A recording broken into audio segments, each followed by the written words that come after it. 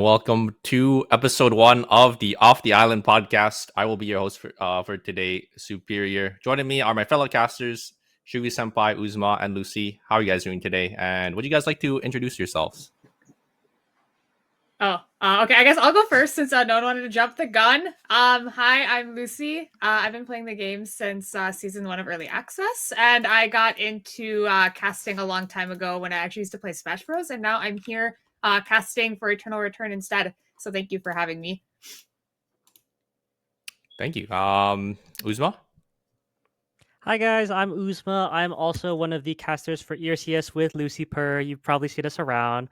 I have also been playing internet games and MOBAs since as long as I can remember, all the way back in like 2012. And I also, with Lucy, joined Eternal Return in early access. I don't know exactly when, and I've been playing ever since. Great. And Shuvi, I know you and me, we cast ERM. Oozma and Lucy, they do the ERCS side. So, yeah, would you like to introduce yourself as well? Yeah, for sure. Hello, my name is Shuvi. I've been casting for a long time now, right? I think, yeah, it's been about 3.5 years. So yeah, I've been casting ERM for quite a while. You guys may have seen me around in some NA events, but nowadays I'm doing exclusively ERM with Super, as he just said. So thank you for inviting me here. Glad to be here as well. Yeah. Okay, so for the record, I would like to say this is an unofficial Eternal Return podcast, so our opinions do not reflect Nimble Neuron, but we are all casters, so we have more information about the game. And yeah, we're just here to give you guys our opinions on certain topics about the game, about the esports. And yeah, let's just jump straight into it and jump into our first topic here, which will be the roundtable or community events, which we did have quite a bit of, I would say, this season. What do you guys think?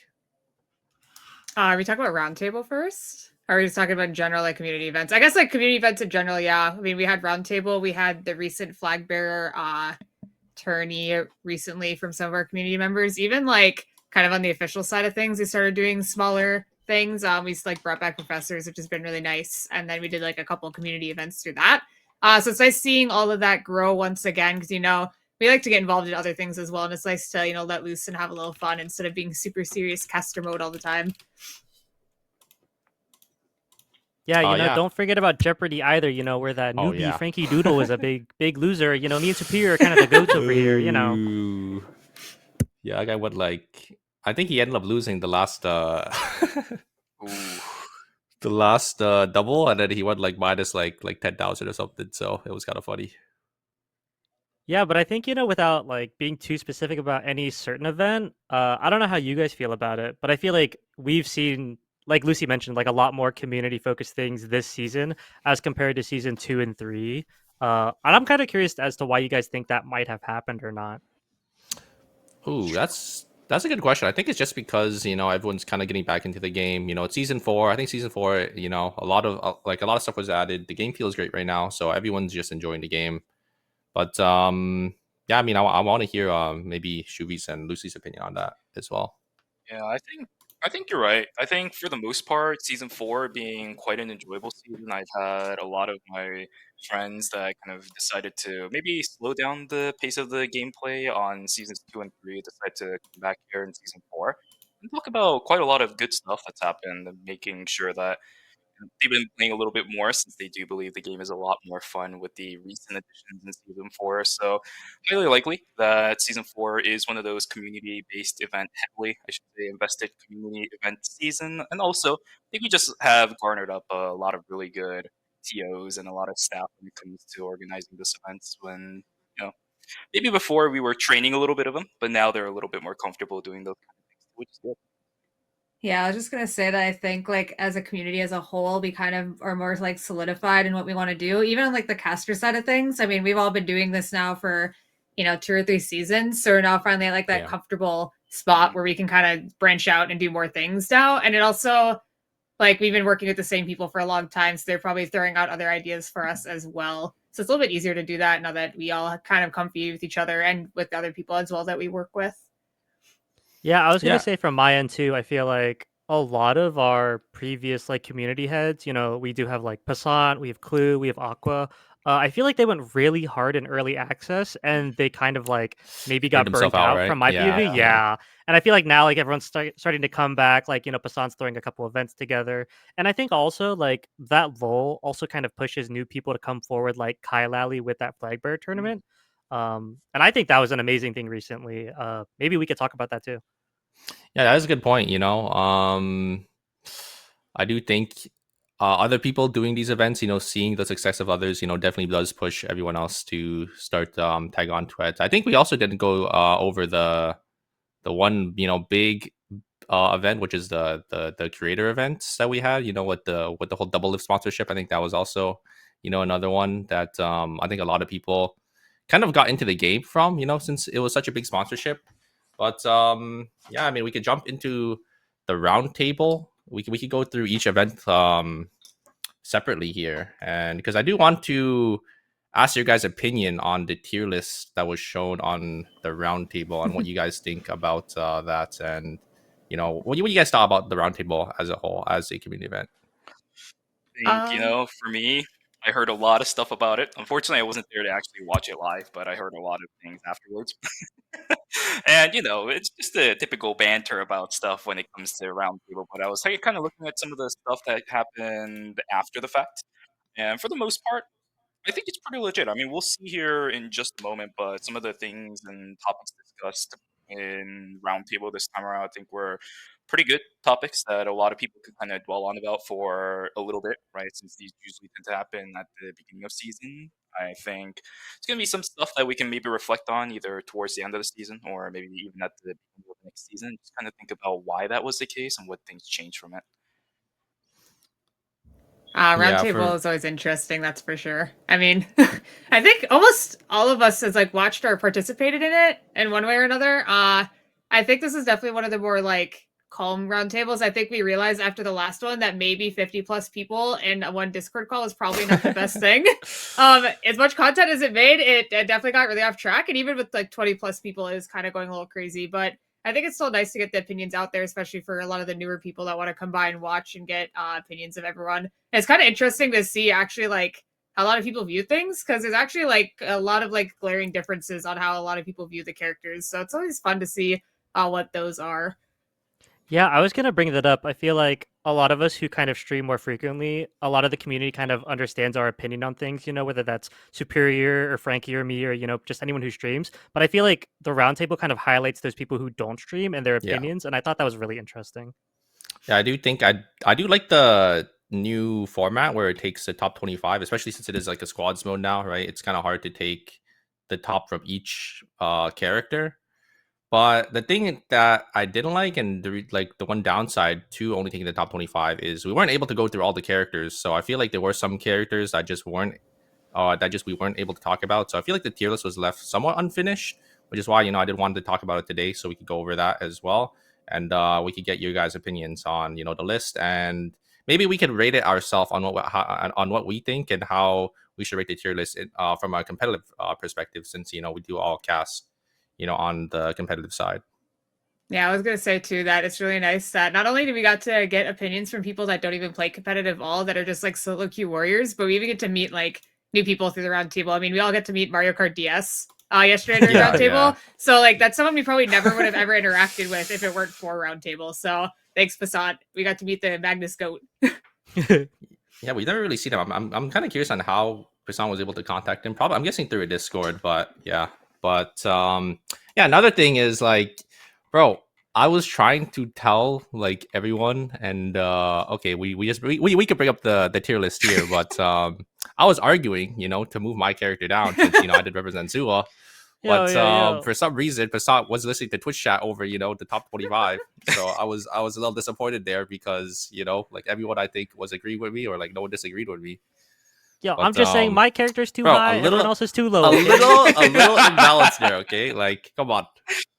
Oh no, what's the point of the round table if we're not listening to the top 25 that's like in the table, I'm not going to say much about my newfound character of the season. I like staying in tier 2. It makes me feel a little bit better, But yeah, what do you guys think of the list that we did end up making here? Yeah, I think for me the list is generally like pretty good. I'd say there's obviously a couple characters that maybe need to go up or down one, just depending on people's opinions. But I think overall, I think someone in the roundtable actually had a point against this. I think most characters should be in that tier 1.0 because that's like the like mostly is good / is viable, and I think most of the characters in the game do fit in that category. So I think that is the right category to have like the most characters in.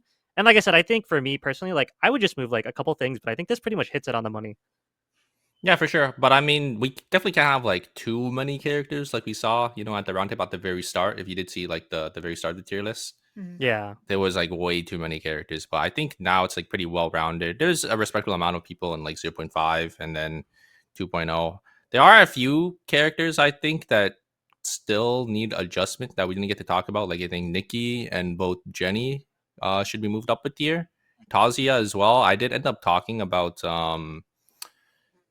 I did try to make a case for Tazi at the end, but I think Busan just forgot to move them, right? So Wait. I think they Yeah. should definitely move up as one as well. I Oh think my a god, lot we of can move them right now. Whoa. I think a And lot we of should the move Suwa thing- down, man. Like No, leave my her, leave her, leave case, her, leave bro, her, leave her, my leave her. Be case. for real, Okay, be for not real. down Hey, to hey, hey. not down to 2.0, maybe down to 1.0. Okay, but like I made a case for myself. No one in the round table, decided to fight back. No, Actually, there were some people that agreed with me. Jazz actually thinks this character is really Yeah. bad. Okay, to be He fair said- though, he is like the ADC goat, so he should be beating you. That's the other thing is that yeah, like, yeah, but like a he lot also of- plays Suwa, so like he also knows. yeah, he plays Suwa. Well, just to clarify for everyone who maybe didn't watch Roundtable, do you want to go over the like general like what this list entails? Like, is it competitive? Is it solo queue, or is it a mix of both? It's a mix of I know none of both, us hosted, but, or we know I mean, it's Lucy, you did. supposed to be so like the tier list yeah, is it's a- supposed to be for like it's a solo queue tier list. So like Mhm. I know there's a couple ways to like interpret that. I guess me personally, it was like if you're going into solo queue and you want to gain RP in the best way possible, like which characters are good at that. That's how I like viewed it. I think other people just viewed it as like, what characters are good in solo queue, and then Yeah, they just kind yeah. of left it at that. Yeah, 'cause for one me, of I the personally things just viewed that- it as a character strength tier list, just because when you do say like a solo queue and like you want to gain RP, there's different ranks and different tiers, right? So like immortal queue, it's a lot harder to gain RP like as a tank player, and that is the case if you just look at the leaderboards. There's only a couple tank players in like a top 100 in both KR and an NA. So right, like are we rating it off if you're immortal and you're climbing, or are you rating off if you're diamond, right, and you get these two immortal teammates, so it's easier for you to climb? So I think just rating it off just character strength is fine, right? Yeah, suppose. I also want to add the preface for anyone who is watching as well who might not be an NA. We obviously have a little bit of that NA bias compared to like what our Oh, yeah, solo for queue sure. environment is. The types of characters we do see. So like I think as long as people understand like for us this is like kind of where it is, as opposed to like Korea, like the meta is like almost like can be completely different based on like low ping and who they pick and stuff. But You have for the anything to say, most Shuvi? part.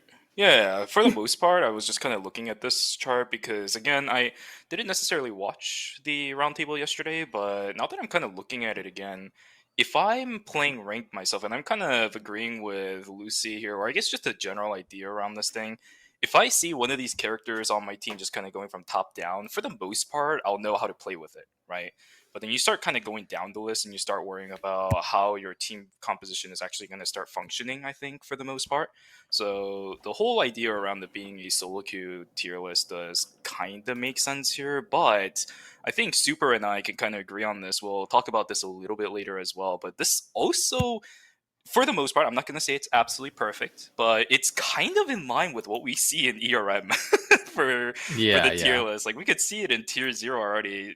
Heart, Mai, and Theo, those are like the most banned characters in ERM this past weekend. So yeah, for the most part, I think it makes sense when it comes to the solo queue stuff, as I mentioned. But even in competitive, actually has some significance here as well, at least over on the Korean side.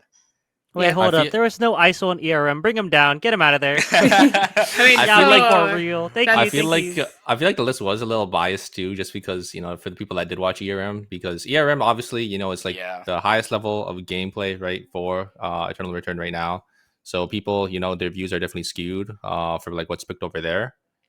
But It's a different region too. Yeah, but do you guys think like there's any character that stands out to you? Maybe you guys want to move up a tier, maybe you guys want to move down for like the competitive side.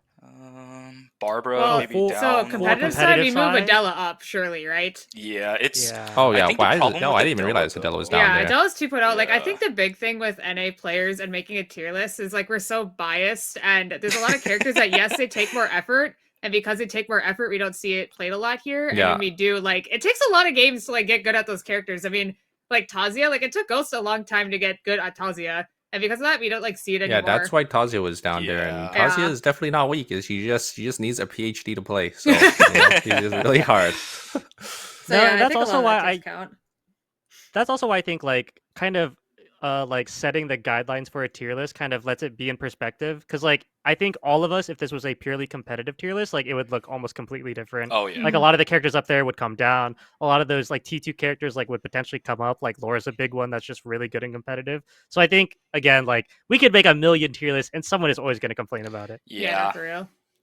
Yeah, that's fair. I mean, I'm down to move Laura up as well. Like, I don't think Laura is 2.0. I don't think Laura's 2.0 either.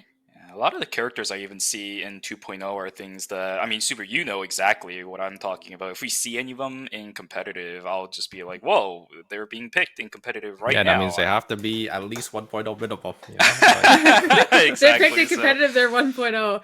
Yeah, in a lot of That's crazy. cases, we do see these characters being picked. Even the ones in 1.0, I would say there are some cases where we can move them down. I mentioned the Barber earlier, but I think, again, this is only purely for competitive, although this is not exactly what this tier list is for, is that it's not what you would normally see. And a lot of times when they're picked, it's because either it's a player that specifically plays it, or maybe the team composition allows for it. So there's like Mhm. a very bit of nuance on when those characters can be played. It's either we expect it or it's all of a sudden.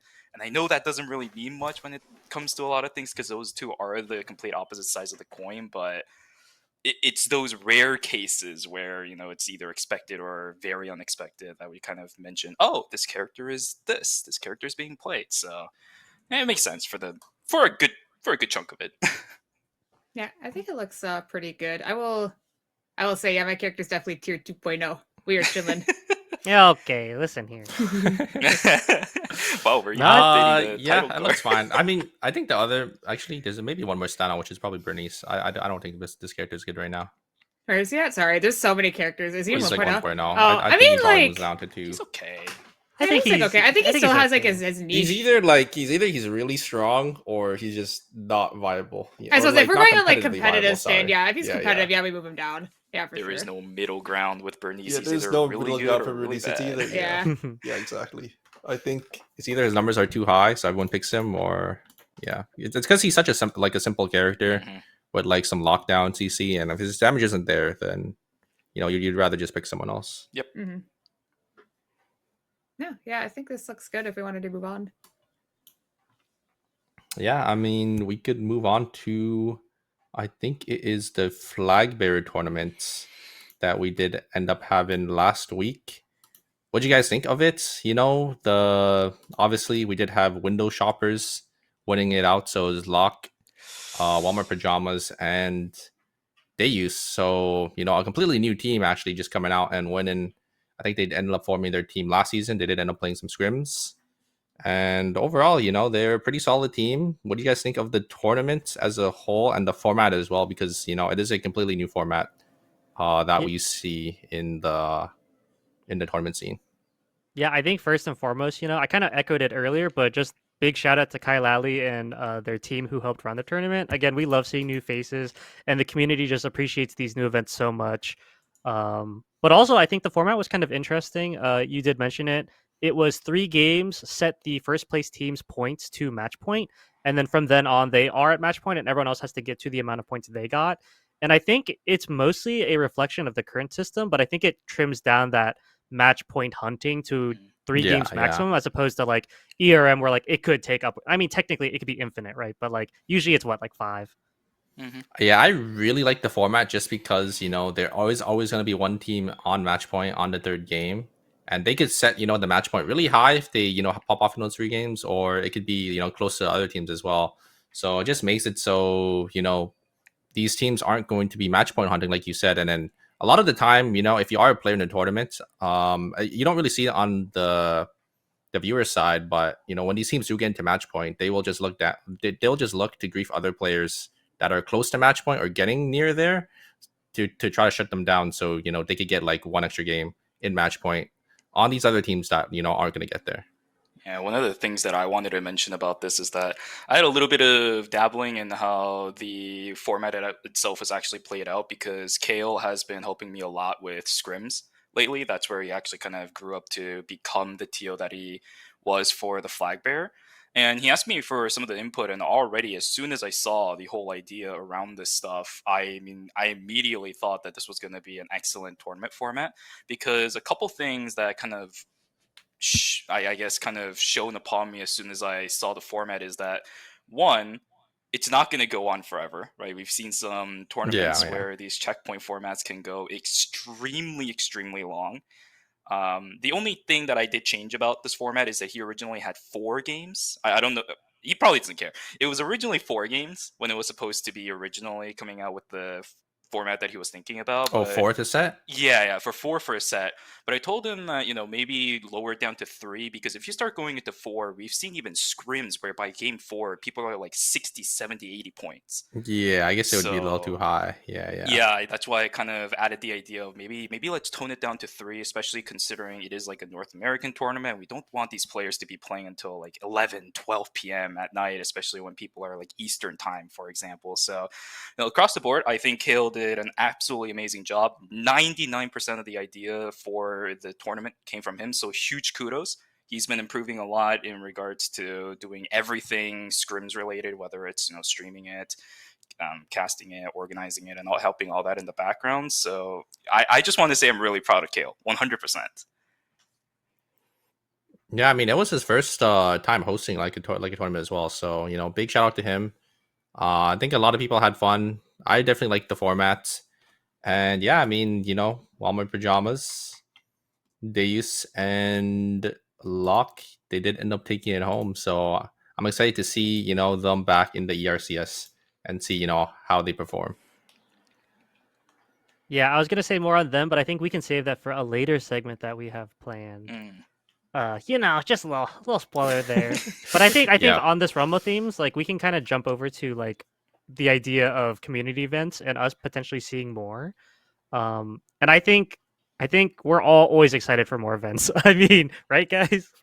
Yeah, we do have some more tournaments coming up, right? Like Passant said he's re-announcing the EROB, and then I think you said you might be hosting one soon, right? With the whole draft fight type format. I don't know. If you're actually gonna go through with it, but I'll be excited, and I think it would be a lot of fun.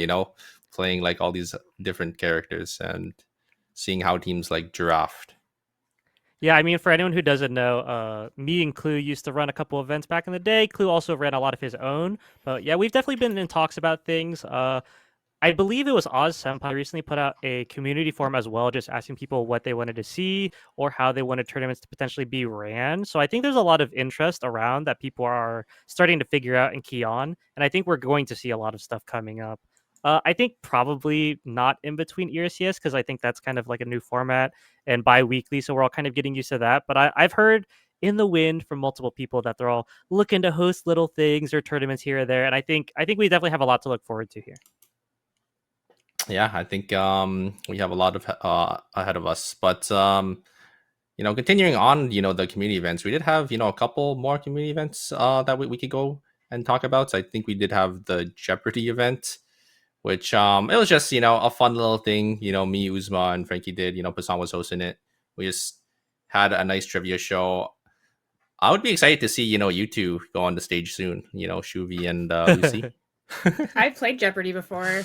I was actually like the highest winner from Jeopardy, like in a previous season. Yeah. Yeah. Okay. Brag about it. I think I was the lowest. Yeah.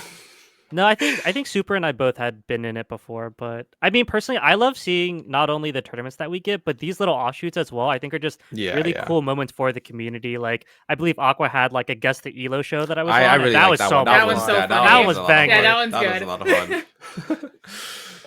I don't remember who ended up winning, but I know Gals ended up losing. That's where the whole gift came from, I think, right? With the what the hop on eternal return Yeah. on like Discord.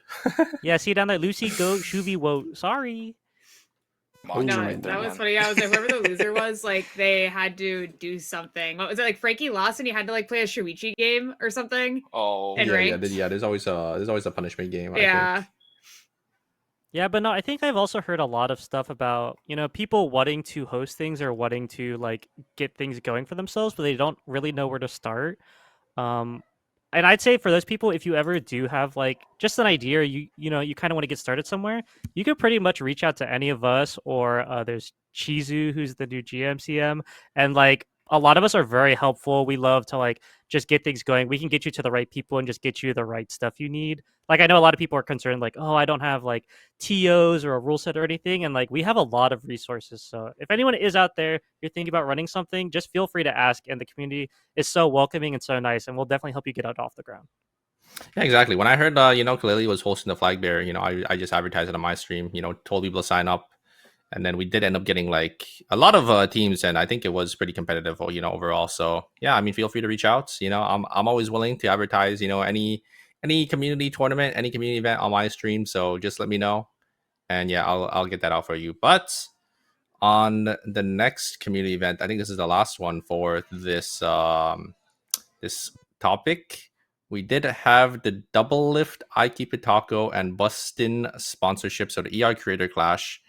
What did you guys think about it? Was it good for the game? Was it bad for the game? Was it worth the money? I do want to hear you guys' opinions, and yeah, I mean, how much players do you guys think we did end up getting from that sponsorship? I mean, first and foremost, those two coaches were so cute and handsome. I I was mean, about like to they were kind of the say, goats. Like it's they're kind of true. Facts. amazing. You spit facts. It's Their kind of voices were funny, like the fantastic. tables divided. Like you guys actually coached it and did the stuff, and like Shuvi and I just got to like watch. We watched. Yeah, so I mean, from like a watching standpoint, I was actually really impressed to see, like, at least for like Bustin, like he actually put a lot of work into it. I didn't expect Oh, yeah. any of them really to do that much. Like I'll be honest, I was kind of like pessimistic, and I was like, these guys aren't going to want to put much into it. They're just doing it because it's a sponsor. But I mean, they seem to actually really enjoy themselves, and a lot of them actually put forth more effort than I thought they would. So that was actually really nice to see. Yeah, even Doublelift as well. I know, he has a little bit of a reputation here and there, but I think the amount of effort that he put into learning the game was really interesting. And I think for me, it was more the initiative for them to ask questions to their coaches, right? Because there was a lot of Yeah. cases when I was on any one of their streams and they're constantly asking questions about, oh, what should we be doing next? What should our goal be for the upcoming moments in these games? And I was thinking, wow, a lot of people, when they're either stepping into the game or maybe even coming back to the game, a lot of the questions are very reserved, but the questions that they were asking was a lot more kind of thinking ahead of the game, which is not something that I remember seeing from a lot of the people that I would teach for. So I think the initiative they had was absolutely fantastic. And I don't think I even have to mention how amazing Taco was after a lot of these events as well, whether it was the coaching or the actual event itself, where he was constantly streaming for like Yeah. hours on end, which was absolutely amazing. Yeah, it was crazy. He streamed it for like 5-6 hours every time, his sponsored segment ended. And then during the Creator Clash as well, I actually got to play with them with Aesop. Aesop, ended up coming back to play in the tournament. And yeah, I mean, it was a lot of fun, right? Like I definitely had like a lot of fun coaching, those three players. They're all great players. They're all really, really chill guys. I was a little nervous at first, but then those nerves kind of gave in, or they just disappeared as soon as I started talking to them. And I mean, I would like to see another one of these I guess sponsored events, because I think the target audience was perfect, right? Getting those league players, because I think Eternal Return is like the perfect alternative to League. Yeah, I think Taco was probably by far the peak example of what kind of streamers, not just ER, but just in general, any sponsorship should take. The amount of passion that he was able to show about the game and the amount of drive that he had to further kind of improve ER's goal of obtaining more players. I think that right there in and of itself is just a great example. Of course, the other two guys did amazing, but Taco genuinely went above and beyond. So I want to make sure that in the future as well, they also consider all those kind of things as well. It's not just about how many people you reach, but it's about how you reach them and how effective that'll be. Yeah, I think from my perspective as well, I'm sure we've been here for a long time. We've seen kind of these sponsored streams before, but I think this format where you kind of have someone to lead them around was really monumental in how it was kind of like received by them, but also by their viewers. Because again, previously in the past, I had seen partnered streamers who, I'm pretty sure were paid to play a turn or return, and back then it was just solos. So they basically just said like, "Hey, like download the game, play it." Like they had no coaching, no nothing whatsoever, and it felt like a lot of the time was spent like trying to just like establish the game and figure it out. Whereas here, like we had again Superior Night to coach them and kind of teach them all the things. And I think they had a lot better of a time because we had that there. So, you mentioned if we do something like this again, I would definitely like that kind of aspect to be there again, or, something else kind of akin to that.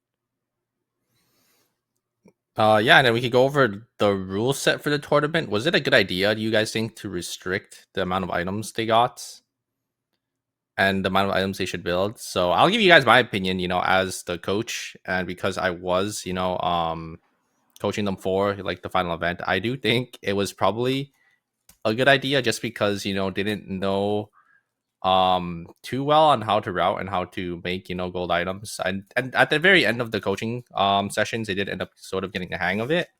But I do think restricting it, just because all the other teams, I think the average MMR was probably like mithril, so every other team, they knew how to route, they knew how to farm efficiently, and I think restricting it to 2 gold was fine. But I think to begin with, I feel like they shouldn't have played in the tournament. And if they just played like an extra hour, playing like Norm's game, I feel like that probably would have been a little better. But yeah, I want to know what like you guys think about that. Oh, so you're just saying you didn't think that the tournament was potentially worthwhile? No, yeah, I think they should have just played it a day, like an extra hour of gameplay instead of playing in the creator clash. I don't know. I would Personally, say, for because me, when it comes to these events, I don't think calling it tournament was the right idea, right? If they called it just an event, I would have been okay with it. But once you start adding these extra rules, it becomes more of a for fun event than a tournament, doesn't it? yeah, but there was a prize pool, so Yeah, I suppose. I'm not sure. I mean, as soon as I heard that they were adding these limitations, I was instinctively just kind of thinking about the fact that they called it a tournament, and it weirded me out a little bit. But I mean, overall, it was fun watching, even as a caster, right? Because Oozma and I casted for yeah. that too.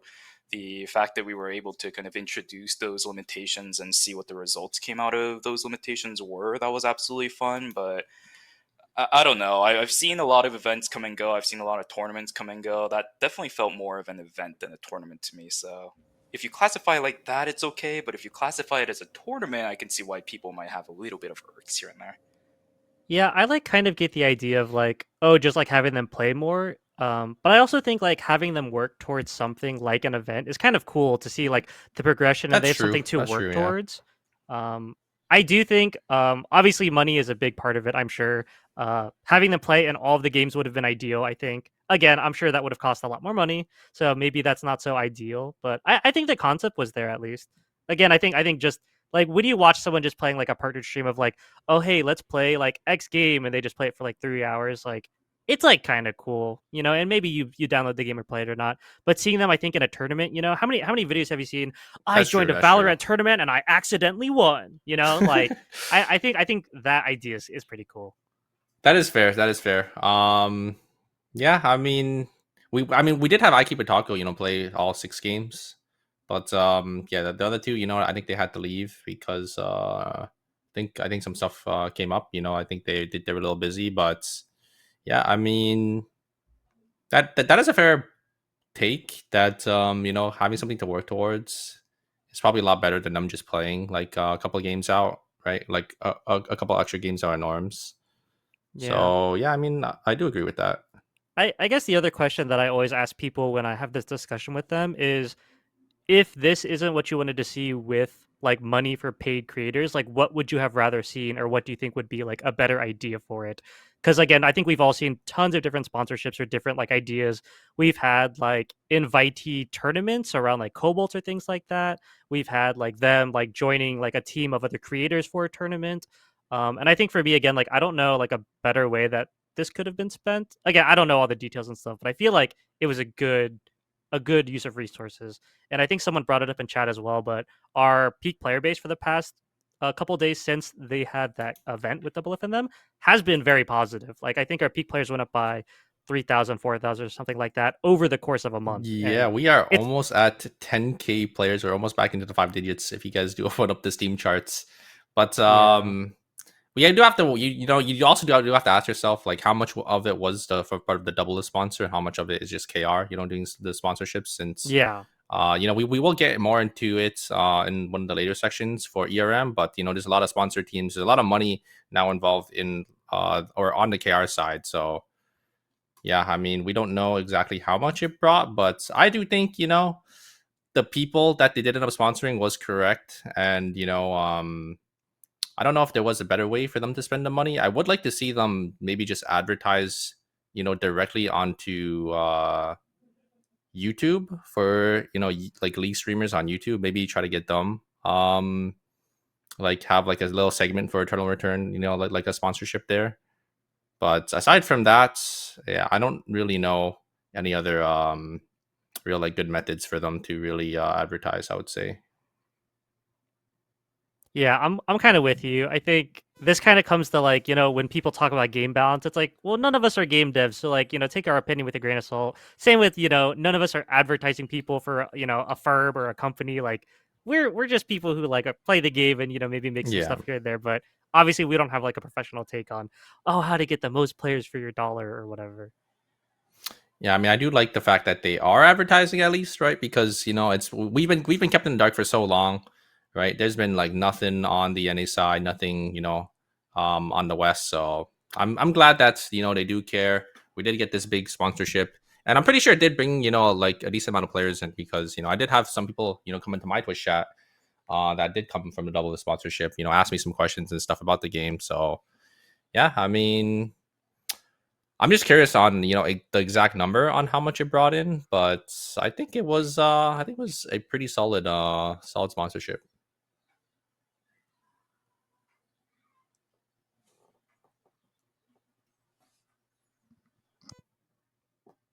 But yeah, it looks like we do have the charts brought up. Look, we are almost 5 digits, guys. Yeah, and I think a distinction for people who may be watching this, average players is just like how many average players is on at all times of the day. Peak players is obviously just like the most amount per day. You can kind of see the lull in the chart when it goes to the 7 days or the 48 hours. Like you can see like, oh, this is when people are asleep. Oh, this is when people are awake. But I think regardless, like you can see in the numbers down there, we have a big gain. We have a big percent gain compared to those last months. And obviously, like with any other game, we kind of ebb and flow up and down. But I think it's, from my perspective, pretty safe to say I do think it had a positive impact on Eternal Return, so I'm happy with it. Yeah, KR did one too, right over there. I think they also did something with some really big league pros. I think Was that sponsored, or did they just all start playing it? I think it was, because I could have sworn I saw in a spreadsheet that kind of documented a lot of the ERM player switches and team composition, player roster changes, that they were kind of in there as an event team. So just kind of going off of that, I would assume they did something similar or something of the sort. I don't know exactly all the details, but I would have to say it was sponsored. They put out a lot of promotional stuff for that thing. There was like the videos as well. Did you guys watch the videos? They were actually really, really cool. Yeah. Like I actually haven't watched it yet, but I heard they were very nice. Yeah, there's 2 videos on both the EN and the KR. So the EN Eternal Return channel has it translated already to English, but it's basically their journey on ranking for ERM and trying to get in. And yeah, I mean, it's probably like the best ER content we've had for a while. Like I think they just did like a really, really good job on like getting their perspectives and everything. And yeah, I mean, my guess is that they were all just playing Eternal Return, and then maybe Nimble Neuron went to ask them, if they do want to do this event, and then they maybe like now they're sponsored. Is like my guess. Yeah, I think something else that I think as well is, previously people had been asking for a lot more like advertising or just getting more eyes on our game, and I think the game wasn't really in a state to do so, and I think a lot of us could acknowledge that back then. But I think all of us can probably say like this is one of the healthiest states the game's been in. It's really good to introduce new people. And I think personally, the decision to go more towards like a team focused game has been really positive. So again, I think this is just like a really good time for ER, and I think we will start seeing those pushes towards things. Yeah. We are showing like the video right now. So if you guys haven't seen it yet, I would recommend you guys go watch that on the Eternal Return channel. You know, maybe after the podcast is finished. It's just yeah, it was just a great like 5-minute video. I think they actually have 2 episodes already. So the first episode was episode 0. I don't know if they posted that before the whole qualification for ERM, because unfortunately, if you guys don't know, they did end up just barely not making the cut for the first ERM. I think they were like about maybe 50 or 100 RP shorts. So it was a little unfortunate, but you know, hopefully they do end up making it, you know, for the second one, so we could maybe see them, you know, on the big stage. But yeah, I think with that, we could go to our next topic, which is competitive events. So me and Shuvi, we both cast ERM. We could slowly go into, you know, ERM, the Korean meta versus the NA meta, and we could kind of, you know, talk about, you know, the results of, you know, that tournament. And you know, if you guys want to chime in as well, you know, we could we could all go over that. Yeah, I think Lucy and I definitely, you know, we watch here and there, but definitely not the same level of experience as you guys. So Yeah, the timestamps are also not exactly the most NA friendly. Oh my goodness. But yeah, ERM has, oh my god, I mean, Super, you know, I don't even have to say anything if you were there watching it too, guys. This ERM was actually just one of the wildest ERMs that I've watched, and I've watched quite a lot of ERMs in my lifetime of casting here, and this ERM was genuinely something, let me tell you. We had some insane number of bans for one. Let's be real, with you and I, Super, we were watching ERM this entire weekend, and the number of bans for characters that came out this weekend was quite high, and the amount of impact that those characters had in each of the games that they were going to be banned for were pretty good too. So across the board, I think ERM this season is going to be quite interesting here. There's a lot of different factors as to why that might be the case, and yeah, overall, I'm pretty excited to just straight up talk about ERM. Yeah, I don't know if you guys saw, but there were 6 my picks in wildcards. Like that was a little crazy to me. 6. yep. That means a character can get banned twice for like 2 games instead of 1. I wonder if that ever happens again, like will they actually like implement a rule for that? Probably not. But it's just kind of funny, you know, to see a character get picked that many times. So it just goes to show, you know, how strong, you know, some of these picks are. And obviously, you know, on the KR side, they do adjust to meta a lot more than on the NA side, just because, you know, their skill level is a lot higher. So, you know, everyone has to kind of adjust to whatever is strong. Whereas, you know, over here on the NA side, I'm not saying, you know, on the KR side as well, like they don't have, you know, those one tricks that do only play like 1 or 2 characters and then they kind of make a team around them. But it's more so, you know, we don't really have too many players really swapping off characters that they're not really comfortable with, right? Because you know, they don't really have maybe as much practice because, you know, KR does get a lot more games as well. But just in general, right? You know, meta matters like a lot more on the Korean side. So yeah, and I just want to mention something about that too. I've always been a big proponent about, or whatever that word is. I can't speak here, but I've always said that it's okay. It's completely fine. The fact that KR tends to run a little bit more off on what tends to be stronger, that's their thing. That they can do that completely all they want, and we get to see some results of it. And I do see some of that influence in NA as well, because we've also seen a good rise in Mice in NA as well. That character, if you take a look at how NA runs, like, can you really say off the top of your head a good chunk of random Mai players that solely plays Mai and we see them in competitive? I mean, yeah, maybe. We've seen them start playing a lot more Mai here in NA as well, but a lot of them kind of could have played Mai because of KR influences or just understanding that the character itself is good. But that's also a thing that NA does to tend to do really well, is that they kind of adapt to what their teammates play, which is what they usually tend to do, which is just their one tricks or anything of the sort. And they said that's completely fine too, because NA does their own thing. It works amazing. You guys also did really well when you guys went to Busan as well, playing your own characters. So we know that the differences of KR and NA individually works in their regions. That's completely okay. Yeah, I mean, I definitely agree with that. And yeah, like you said, there are definitely influences from the Korean meta, because when people watch ERM, they know what's strong, they know what they should be running. Like I think one of the big examples of this, I think it was back in season 2 or 3, where on the Kara side they were running Soul Stealer on every team. We didn't really have that Soul Stealer meta on our side, but after we found out, Soul Stealer is really, really good. I think about half the teams end up swapping to one of the members having Soul Stealer. Yeah, or so they protocol definitely violation. yeah, or protocol. But so they definitely have like a big influence over us, because obviously they probably know what's good, right? Because of how high the skill level is there, so we can kind of adjust and adapt to that. Yeah.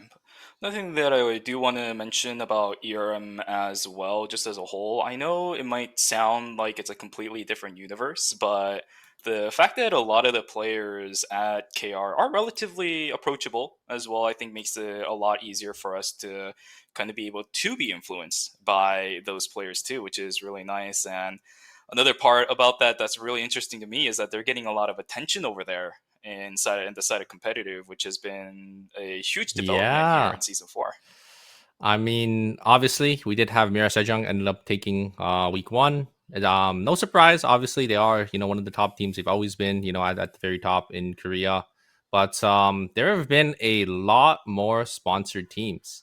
There's been, I think there's at least like 8 or 9 sponsored teams now in Korea. So I want to know like what you guys think about that, and what it means for maybe on the NA side. Maybe we'll get some sponsorships over here. Maybe maybe we'll have Cloud9 Superior on the go up soon or something. Yeah, okay, be for real. A lot of the teams that are sponsored there, though, I think a lot of people are kind of slightly misunderstanding, although for the most part we're getting the right idea, is that it's specifically for regionals, right?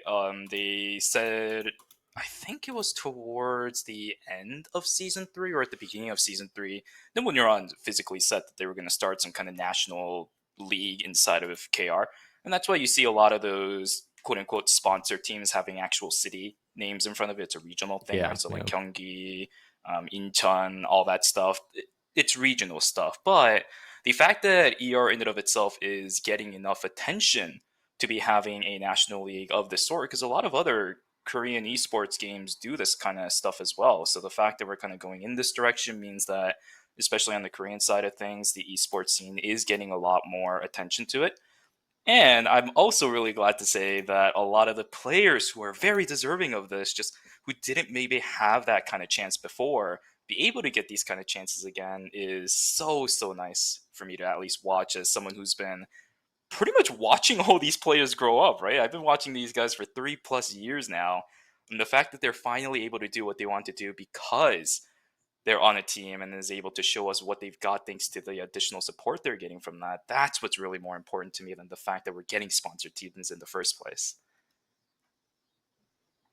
Yeah, I think from my perspective too, like you brought up the idea of like, oh, like sponsorship in NA. I think we're probably still a fair bit off of that. I think, as always, Korea has always had that kind of lead in esports. They're very open about it. They're very like willing to invest in some of these smaller games, and a lot of them don't make it. And a lot of them do, but I think again we kind of just have to wait to see what happens over there. I think like League is a big one, right? Like KR has always just been super ahead in League. The League was always there first, just the meta and everything too. So I think, maybe in the future we could possibly see some sponsors over here, but I think it's definitely in the far future. Yeah, I do think our region isn't as big yet for us to get some sponsorships, but I do think if we do grow a substantial amount, and yeah, like you said, in the far future we will get those coming hopefully. But we could look at the teams that were participating in ERM as well. Like it was really, really competitive. There are so many teams that made it, I guess, to the group stage. Obviously, I mean, it's just 16 teams, but like the cutoff, I think, to even play in the qualifiers was as high as ERCS, but we will get to the ERCS part later. But it was, I think, about 7.5K, which is the reason why the league team didn't end up making it in. That's wild, by the way, guys. I know I always talk about this too during group stages. A lot of you guys probably heard me say that, oh, guys, the qualifier stages were super competitive. Yeah, of course it's going to be. But this one blew it out of the park, honestly. If you take a look at the numbers in previous seasons when it comes to qualifier cutoffs, this one absolutely just straight up blew it out of the water. So to understand that this season, when it comes to ERM specifically, is going to be extremely insane when it comes to the actual physical gameplay, I should say, for each of the groups. And we saw that weekend as well. The gameplay level from these teams were absolutely wild. They were utilizing everything on the map, by the way, just added in season 4 to its utmost limits. White lilies were being used by teams to get flanks. I saw Bianca using it inside of school. I think Super, you might remember that one, to get a Reign of the Vampire Queen in. Like, these teams are insane. They will utilize everything. They will rip the map of its resources to its limits on how to play Eternal Return. So if you guys are interested and don't have a sleep schedule, because that's the biggest part about watching this kind of stuff. Yeah, it's at 6 a.m. It's at such an awkward time for the people that are in NA. But if you guys do and you guys do want to see like the competitive side and how the game is played at the very highest level, make sure you guys do come out. You guys can always just watch the VOD after as well. There might be some talks for the streams to be reran in the later stages of the day, but we'll have to see if that will happen. But yeah, if you guys just look at the teams here, right? Every single team here, they're well known in Korea. I don't know if you guys obviously know the names, especially in in Twitch chat. You guys don't watch ERM, but yeah, we have like prominent names here. Satin hasn't played in a while. He partook in phase 1 here. SGN, Genome. There are quite a bit of teams, and on this group, there weren't too many sponsored teams. There's only 2, but if you look at the next group, I think there was about 6 or 7. Actually, technically 3, because Slasher was also Slasher. Them, Yeah. And then this is the second group. There is, I think, about 4 sponsor teams here. So in total, about I think 7 sponsor teams now, maybe even 8. I don't know if any of the sponsor teams didn't make it to group stage, but yeah, I mean, it's just great to see our competitive scene grow on the KR side, and hopefully we get some of that in NA, right? Hopefully we get some more funding. I don't know how many teams signed up for ERM, but I hope you guys all signed up, because having a higher number count just shows Nimble Neuron that we're ready to play. We have the players that can support maybe a qualifiers ourselves, and yeah, I mean, it's just nice. Yep. You guys have anything else to say about ERM or anything? I know Oozma and Lucy, they're not too familiar with ERM, but if you have any other comments, Shuvi, do you have anything else? I suppose the only other thing that I do want to say maybe is that yeah, I suppose I can talk about this. We're kind of going back into the actual contents of ERM and what happened, but the fact that we were able to see 2 different types of gameplays, right, during the group stages, that was really fun. Just to be able to witness what those players were able to do when it came to either playing very snowball heavy in Group A or very scale and just kind of wait till the end game kind of gameplay like it was in Group B. But those 2 teams played it very aggressive at the very beginning, all played a little bit slower towards the middle of the game, and then ended it out with the bang that we usually do see in Eternal Return. But once they started kind of grouping up together in wildcards and the finals, then we really started to see how those 2 team compositions fare up against each other, and we saw both sides of the aisle winning. So yeah, I think ERM is just a great experience if you guys want to not just watch some good Eternal Return, but maybe even learn Eternal Return. And you don't exactly have easy access to the replay files there, because they do play on the tournament client. On a tournament client, yeah. Yeah, but if you do come to watch it, or the VOD, which is publicly available, at least for the duration that it's actually up on the Eternal Return game channel, feel free to. It is there for you to watch. It is there for you to access if you guys need us to help you maybe understand anything. Or I've also had some people asking me what the IGNs of the players were. I'll try to give you as much as information as you're looking for. So feel free to reach out to either Super or I, and we'll help you out. Don't worry. Yeah, we'll always be here. I did actually want to talk about the bans as well that we saw in ERM, Shuvi. Think I think obviously the most prevalent ban was Mai. Yep. Mai got picked 6 times in the wildcards, and I think in the final she also did end up getting banned as well. There were a couple of Mai picks. We had a Theodore ban. We had a Heart ban. It's the reason why, these characters were, at the top of the tier list back in, the roundtable. I think a lot of the character strength did get influenced by ERM. And there was also to influence a lot of like the fights itself. So that's huge. There was also, I think, an Ekion ban as well. I think Ekion was another big one. I don't know if Ekion was really talked about that much on the roundtable, but I do think Ekion is in a pretty good state right now, just because he's so tanky. He's able to jump the back line, and he's kind of able to wreak havoc on these teams. Yeah, the combinations they put in with the Ekion, right? I mean, you and I remember at least Chuseat with the Ekion and the Lenny was absolutely incredible. The sustain levels on him were insane. Even being able to survive the Nikki Adela combination that one time was absolutely massive. Yeah, but then there was another time where these got obliterated. That was so funny. I think the clip is still, I think it's one of the more popular clips right now recently. But man, that Ekion was 5 tank items, and he just got like 100 to 0'd by the combo. It was. We were shocked. I think I was in shock for like at least like a minute after that. Yeah, for a good minute there, I was in shock too. And I think another band that came out was the Felix at one point too, if I remember correctly. Yes. Oh yeah. So quite a wide variety. Felix did just get recently nerfed though, and I think that kind of sealed the deal for that character, just because he did lose a lot of his CC. I think so. It's the reason why we don't see him. He just recovered from the Blazing Land stuff too, man. Yeah. He just got back up, but they just brought him back down. Hey. Oh yeah, oh my goodness, we got. Oh, there it is. Oh, guys, you guys are not ready for this one. He has 5 transition items, by the way. They're all tank. Oh, there it goes. No checkmate. And he's gone. And Adela did not have Queen. Adela did not have Queen. It was just a pawn combo. Yep, just stack up the crowd control. And the beauty of this composition in and of itself, and guys, it's also one of the reasons why I was so happy to see all these changes. And I know somebody in chat was also mentioning, oh no, Asher without G-Work, but one of the reasons why I was super excited about this kind of change up is because a lot of times in the previous seasons when we did see this one-shot compositions running around, they really didn't have any follow-through damage. They were just all eggs in one basket, just full send it.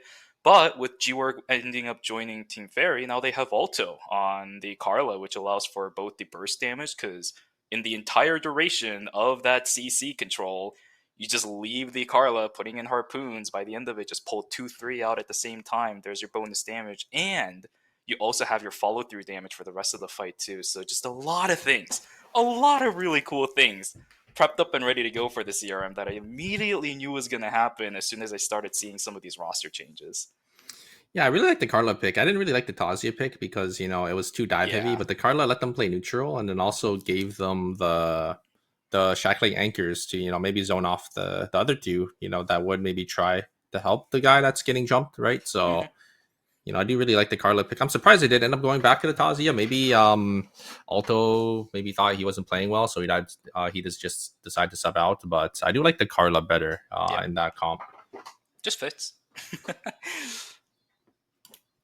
Yeah, and I think with that, we will jump into the season changes. So there were a lot of season changes, and we do have the mid-season changes coming up as well, the final zone changes. I want to know what your guys' opinion on everything was. Did you guys like, the weather, all the new plants that got added, and what you guys think about, the final zones that are coming up? Yeah, I'll start with the like new weather and plants and stuff, because I think that's like a big change that happened. I really like the diversity that the plants added to the gameplay. Just having a couple more avenues to either approach teams, to get more info, or to play around those fights, I think just adds a layer of complexity, but it's also not in like a super distorting way where you have to relearn the game, It's like the plants are easy enough to understand that you just have to figure out like the implications of them from that point, and I think they've been a really positive change for the game. I think weather, I was a I was a pretty big hater of Foggy even before it was released, and I was pretty sure that was not going to be allowed in its current state. And I think I was mostly right. I think we can all agree Foggy is a little bit too intrusive to the game state, and I'm curious to see if maybe they'll rework it or maybe try and reintroduce it in another way. But I think at least from a competitive standpoint, it definitely can't exist in its current state. Yeah, limiting and I think information is really bad for the competitive side. So I'm glad, they did just end up moving into normals. But yeah, I mean, like we were talking about before, we did see the top teams already, utilize these plants like the White Lily. We did see a couple Bianca teams using it to engage, right, to get that extra distance. They would just White Lily over a wall, and then they would rip the Reign of the Vampire Queen, and then they would be able to get like 3 members. They'd be able to find a better angle. So yeah, I do think it does add more to the game. It does spice up the game, right? Oh, there But he goes. Uh-oh. I think we yeah, lost. I mean, I think the other plants host. as well. They're Bustin not takeover, it's all you really now. too intrusive. It's just happened? Where'd he go? the blast I guess we plants, lost which Super, just does maybe damage his to internet these enemy died. camps, and then the heal plants. So that's a little unfortunate. Isn't this his channel? Yeah. Before we wanted to go into item changes, I mean, we can talk about it after, but I wanted to do a comparison of ERM to ERCS, but we can continue on with items until Super gets back since he has a lot of influence on the ERCS. Hold up, I'm not sure if he can hear us, but apparently he is still here, but he left the call. Oh no. Superior, if you could hear me, come back. Yeah, so we're gonna. Oh, never mind. Here There he is. is. Oh, I'm back. What happened? Sorry. What? Aren't we the one that's supposed to ask that? What happened? I think my Discord just crashed. Sorry, guys. All right, Lucy, take us back. Oh, I was just saying, with the item changes, we got a lot of items that also granted us different kinds of passives, which is kind of like a more fun aspect of the game. I know a lot of people, it was even talked about a little bit on the roundtable. I think it was someone's hot take that they'd rather just see, not really passives coming from new items, but just stat bonuses. But I think the passives add a lot of complexity to the game and a lot more fun to it. I mean, everyone likes, building a new item that also has a new passive on top of it. So I think that's definitely a good thing for the game. And it kind of opens up a lot more avenues for how characters can also be played. Did I say where did I get cut off at? You brought us into items and passives. Yep. And final zone changes and weather. Oh, so I didn't go over my whole segment. I just talked about the Blasco or Yeah. sorry. No, we got that. Yeah. Just White came Lily out of and that. everything. Yeah, you got that. got We got everything? that. Okay. Yeah. Okay. But yeah, I mean, the new items I think are really cool. It does add a lot more variety. With I think the Ghost Bride, it gives defense shred to tanks. I do think it's one of the stronger items, and I don't know if they'll nerf it again. But we'll have to see, right? Yeah, one of the biggest things that this is definitely going to be a hot take now. I've kind of changed my mind on it, but at the beginning of the season, I thought they were adding too many item passives. Because let's be real here. I mean, it's the beginning of a season. I get that it's preseason. It's a new season as well. You need to add a lot of really fun things to change things up. But adding 6, 7, 8 unique, by the way, item passes into the game all at once, I thought was going to completely throw off the entire game in the first place. And it did for a little while, and you can still see remnants of it. You mentioned Ghost Brides is still happening too. But now that I kind of looking back a little bit, I do like the fact that these kind of varieties were added. And even the items that were added that didn't have the unique item passives, right? And maybe even if they did have unique item passes, it's a little bit on the ones that we don't think is extremely prevalent, like the Ghost Brides, just for example. The two helmets that were added that were much more aligned, one of them with crit chance and the other one with the attack power, attack speed, and a little bit of the static shiv effect. I forget what it's called. I think it's echoing shot or something. Those two things. Blaster helmet. Yeah, something like that too. I just think that it brings a lot more variety into these builds, because beforehand you were kind of very limited on what kind of crit transitions you were able to go on your helmet. You were just literally stuck to Fallen Pegasus, and now you can run things like the GPMVG. You can even run things like the Blaster Helmet and run some other crit items, where I even saw Rio's not even running 100% crit because things like the Blaster Helmet is just so good. So I think the versatile build routes and the transition options are a lot more of the prevalent things, more so than specifically the item passes themselves. Personally, now that I'm looking back on it, although I genuinely cannot downplay how important those item passes are. Do not get me wrong on that one. Yeah. I think it just gives the characters like a lot more variety, right? Because originally, like before, right, the characters, they would just be stat sticks, right? Like ADCs didn't have any passive item passives at all, unless you have it on your weapon. But most ADCs didn't really have, that's that luxury, right? So the characters, they just had damage and that's it. But now, you give them the blaster helmet, you give them the GPMTG, they have like a little more range. I think it's nice, especially, for mages as well. They did end up getting the Dragon's Fury. I think that's like a pretty big item that they use, adding more defense shred to the game, making it so, you could sort of kill these tanks if you do have, those items. So yeah, I do really like the variety in the game now with all these new items.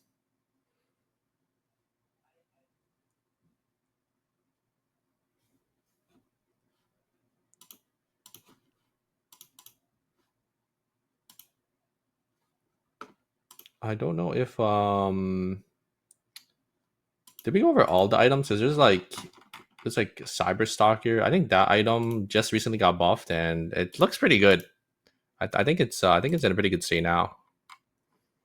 I think it's kind of fresh, so it's hard to have a good take on it. But I think compared to some of the other helmets that got released, it still feels like kind of too limiting in its usefulness compared to helmets that are useful all the time.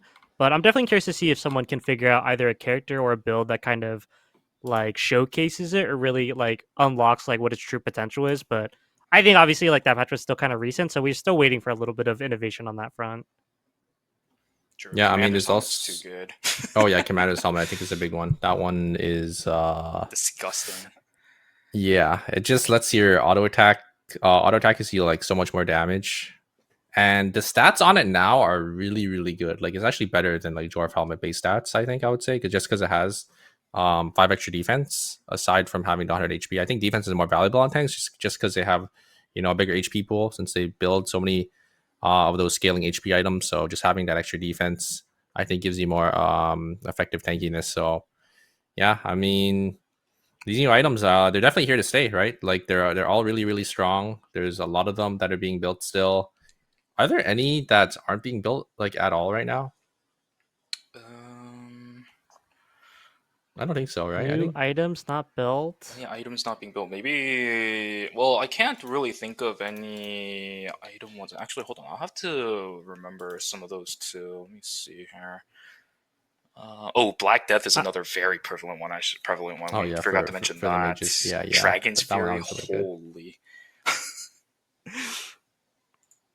I think a lot of the new items are finding their niche kind of here and there. Again, now that we've kind of like established the season and people are kind of getting a use for things, I think there are definitely a couple that have kind of fallen off to the wayside as we continue. Kind of like you mentioned, like Black Death was really, really strong when we first started, but it, received a couple nerfs here and there. And I think now people, like Shuvi mentioned, are figuring out Dragon's Fury is really good.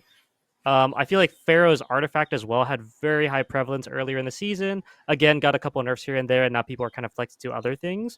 But I think other than that, all the other items have seen some level of play in like not only solo queue but in competitive as well. Yeah, I think the only one is probably Cyberstalker, and I was talking about it earlier, but it did just receive some buffs, so I'm pretty sure people are gonna start picking up on it. Looks pretty like a pretty decent item for mages if you are able to get the prog off, because you do get an extra, I think about 15% damage increase with your skills when you do get it, and then you only need to stay in range for 3 seconds now, so it looks pretty decent. It is a force core though. I think that's like the big downside, because yeah, do you really want to spend your force score on Cyberstalker over like Holy Orders or over like a Persona, right? So or over it's just Revenant. something. Yeah, or over Revenant, right? It's just something that like people might have to maybe decide on.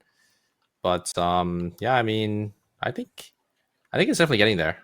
Yeah, I think all the quick step stuff could use a little bit of changes though. I haven't seen things like the the Moonlight Pendant, and even Racing Suit that much, maybe. So I'm using a very specific. Oh, Moonstone Pendant, yeah, that one. I don't think people are using. Even Racing Suit too. The stat lines on it is what, like HP, defense, CDR, and then you put I've quick step seen on it. I've seen racing step or the racing suit being built on like demo, so Yeah, I yeah, think unlike that one demo. still has its uses. So it's just Very I think specific. yeah, I do think the arm piece one is not that great though, just because it's like full damage Yeah. and you have like no other stats on it. So one thing as well. Do you guys think? I do want to go back to ERM. Do you guys think the bans will come over from ERM? So the meta from ERM will come over to ERCS. Like, will we see my bans? Will we see Dio? Will we see heart bans? What do you guys think? On the ERCS side, Lucy and Oozma. I mean, do you want to talk about it now, or do you want to wait till we get to that ERCS segment against Boilers? We are going to be talking about that later. I was waiting for then because I feel like we can really kind of unleash all this stuff. But if we want to talk about it now, we can. We could just talk about just from the ERM perspective and like the bans. Like, will it be linked? Do you guys think? Like, do you guys think like the meta will come over? If you you guys, I was want gonna to talk say, about it? like, I mean, we already see some of those characters already being played, but unfortunately, we're in a region of one tricks, so we're not going to see those bands really carry over as often. I mean, we already see my band a little bit in Alonzo. We don't really see Theodore band. So I mean, a lot of the tank picks are kind of or what is flexible, at least the most flexible for a lot of these players. So we'll see those bands coming over. But I do wish that NA would flex their pools a little bit more because I think having the fourth player roster and being able to like move your people around into getting more bans is what makes the competitive scene more fun. So I definitely encourage people to actually start using that more. Yeah, I think given like the current state of North America and its relation to esports as well, like a lot of people aren't really punished for one tricking. Like mostly it's just solo queue, you have your odd tournament here or there, versus like in Korea, like to be competitively viable, you really need to open up your pool. You need to be a lot more diverse with like what you can play and also who you can play with. So I think there's just a lot more incentive to practice more, to play more, and to just like be more. And I think again, in NA currently, there's not really that drive yet. Hopefully, as Lucy mentioned, like hopefully, people start to become more diverse. They see what's good over there. They try new things. But I think it's definitely gonna be like not as prevalent of like the picks over there over here again, just because of those one tricks. Yeah, I mean, even to climb and ranked as well. Like you see, like all the top ADCs swapping around in KR to whatever is strong. You have some of these players, swap off their character because maybe you're just not in the meta. Like an example, I'm a big Rosner fan. I do check his deck sometimes because I do want to see his Stua, and like what he's cooking up over there. He's not playing Sua right now, right? So he's like I think he's playing tank. Like if you go to his profile and I think he's like ranked 20 right now. But he swapped off the character for ranked, so he knows this character isn't in a great spot right now, and he's just not playing it. So you do see that a lot in Korea, where they kind of have to adjust to the meta just because the skill level is so high, especially in a mortal queue, and obviously in the competitive scene, they need to make sure they can adapt to their teammates, or they need to make sure they can adapt to whatever is competitively viable because. Yeah, I mean, if they don't, right? If they're gonna be playing weak characters, they're just gonna get ran over. So Yeah, and that's what I mean. Like, if you do play those characters again, like we have like our one or two tournaments that happen kind of infrequently, like you aren't really punished. You're like, oh well, like yeah, maybe we could have just played better. Versus again over there, it's like, oh, like we should really diversify so we can expand yeah, and like be better because there's just like a lot more stakes at hand. I think. yeah. Like for me, whenever I play in these tournaments, a lot of the times I feel like I don't really feel like we just can't win because another team comp is better than us, or they're just yeah. So I never get that drive to switch to team comp because I just feel like we just played if we lose, we just played like bad. I never really got the feeling of oh, this team comp is just unbeatable. They're just playing like all meta characters yet. But hopefully, with the new season coming up in for season 4 for ERCS, maybe I might see like a change in that where teams do kind of adjust to the meta, and we will see these teams thrive. Yeah, But we see that even in scrims, man. 100%. yeah, Take a Yeah, look at some of the bands going around right now. It's fun. yeah, I do want to add to that, but I think I want to save it until we get to that portion of the talk. So Well, I mean, it is our next topic, so we can just jump into it here. Or actually, we can talk about. Oh wait, we haven't talked about the final zone changes That's the big one. coming up It's a big one. in Yeah. the mid-season patch. Yes. So I don't know if you guys know, but it's already in the tournament client where the finals the new final zone change goes through. So how it works is there is going to be 2 zones that are going to be 1 zone across from each other, and it's going to work kind of like a battle zone where it will get locked, so no one else would be able to enter your zone. And then once you win the temporary final zone, all your teammates will come back alive. So even if you are a rat and you end up, clutching out for your team in that temporary final zone, you will revive your teammates, and it will always come down to a 3v3. I think unless every single team is in the same temporary final zone. I think if that's the case, then it'll just be, a normal final zone. Yeah, a real quick disclaimer on that, by the way, for people who are wondering why it's in the tournament client. KR players now scrim on it. So that's one of the reasons why they're going to play Phase 2 for ERM on the new Final Zone patches. So they're actually trying to get that pushed out as fast as they can to the KR scrim players. But there's been a few issues with it. So just be a little bit cautious when it comes to potentially, if you do ever get the chance to either watch or see results of KR scrims right now, that there are some issues that are still being finessed out from what I heard, from what I've seen even in the KR scrim server. So that's why Super's mentioning it, that it's on the Korean tournament client.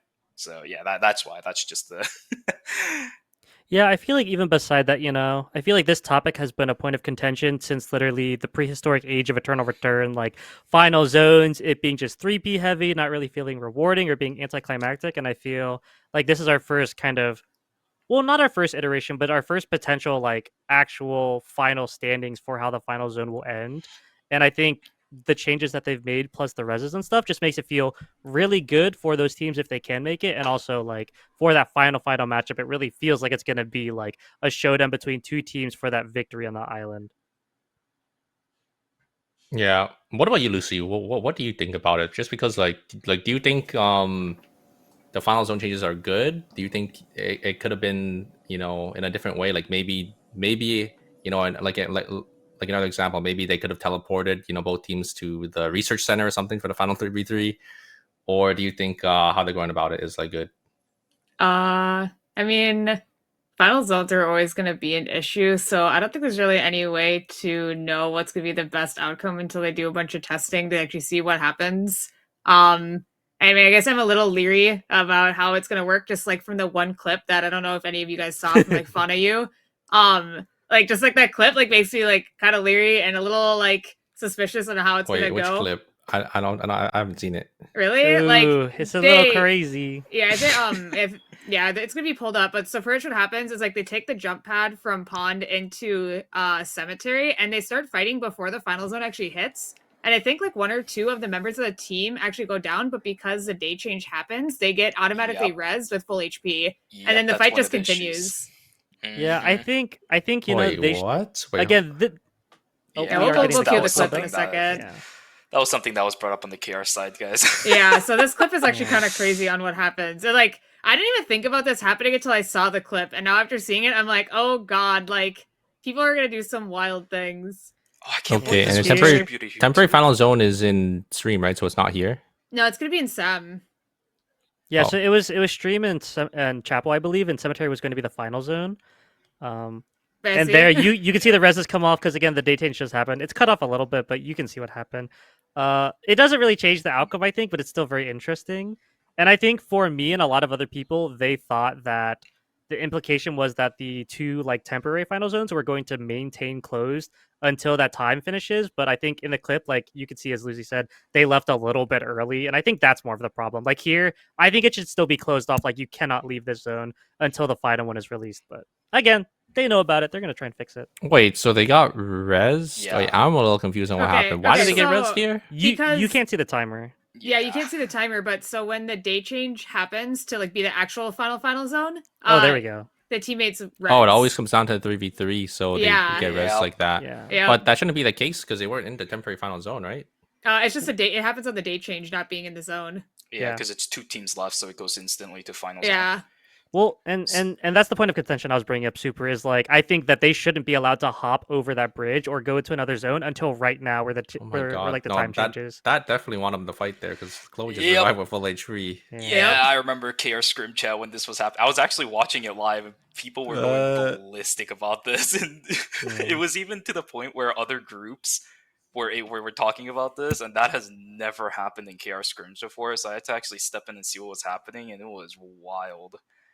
I Yeah. see. So they always Yep. wanted to. Okay. I think I get it, and I think I get the way they coded it. Is they always wanted to come down to the 3v3. So no matter where you are, they'll always revive you. Yeah. But I think Right. what they should do is they should just make it so they revive you in the temporary final zone. So kind of like how battle zones work, where if you're not in the zone, like you won't get revived, right? So Well, Yeah. I think what Oozma was saying is a little bit better. Like they shouldn't be able to jump over to begin with, right? Because yeah. Well, like that would tension- also be a solution Yeah. where they just wouldn't be able to get out because they would just be stuck in there too. Yeah, and that was again, the like whole we intention behind this. we aren't here in the tournament server, or like we haven't played games in it, but it looks like the zones aren't closed off as we mentioned earlier. Like they aren't locked down, because like if you could leave a little bit early, like they did, like you could technically go to the other zone still, even though they still might res. But again, I thought from reading the patch, it was going to be like battle zone walls where you can't cross the line. Yeah, and I think that's how it should be. But No, I think that's how it is. If there's more than one team, is they would lock it. But I think because there's only two teams, they didn't lock it,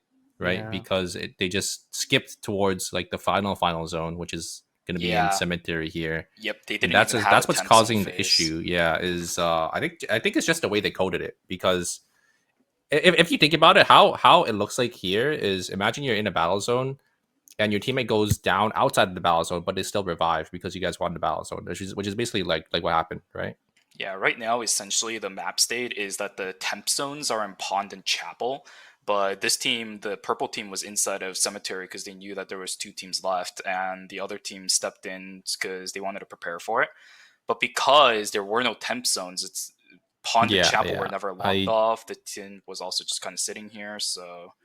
Yeah, this definitely looks like an issue, and I hope they do fix it because this does not look right. Yeah, they put that immediately in the Scream Managers chat. Yeah, I think it's just like how they coded like the revive, where everyone just comes back alive like once it goes down to the last two teams, and yeah, hopefully they change that. It was funny. Just seeing it all unfold in the chest. Everyone was so confused. And even Nimble Neuron had to reconfirm, people who were working there looking at the Scrum Managers channel. They had to ask for multiple replay codes because they were so confused on what they were watching. So I saw receipts, screenshots, everything. It was funny to at least be a witness for it. But yeah. Oh my goodness. The players were confused. The managers. Oh. Well, I'm glad they found it, because imagine if they didn't find this bug and then went to ERM and then randomly some teammate just revives in the middle of the 3v3. That would be peak. That'd be tragic. But yeah, we could also talk about what do you think about DARKO? Because we did not see DARKO in ERM. Do you guys think we'll see them in ERCS, like on that side? I'm bad about this one. I haven't seen him too much, unfortunately, so I can't say much. I will say we will probably see him in ERCS. You think so? Okay. I think we can. Well, actually, I mean, we already saw him kind of like during the flag bearer tourney. I mean, Hoko played him. That is true. That is true. I think even in solo queue, we're seeing a little bit of prevalence from him here. I think he just has to kind of find where he fits in the meta and his role in teams. I think everyone is kind of like still torn between like that more bruisery version versus that more like pen version. And I think like once people kind of figure out the teams they're fighting and what they kind of need to shore up their weaknesses, we could definitely see one coming out. Yeah, do you guys think he's good? Like, where would you guys rate him? Like on the tier list? I think I'd put him 1 personally. I think there's still a lot of work to be done on the darker side of like not necessarily combos, but just like how to play him properly. But I've definitely seen parts where he shines and he looks real good sometimes.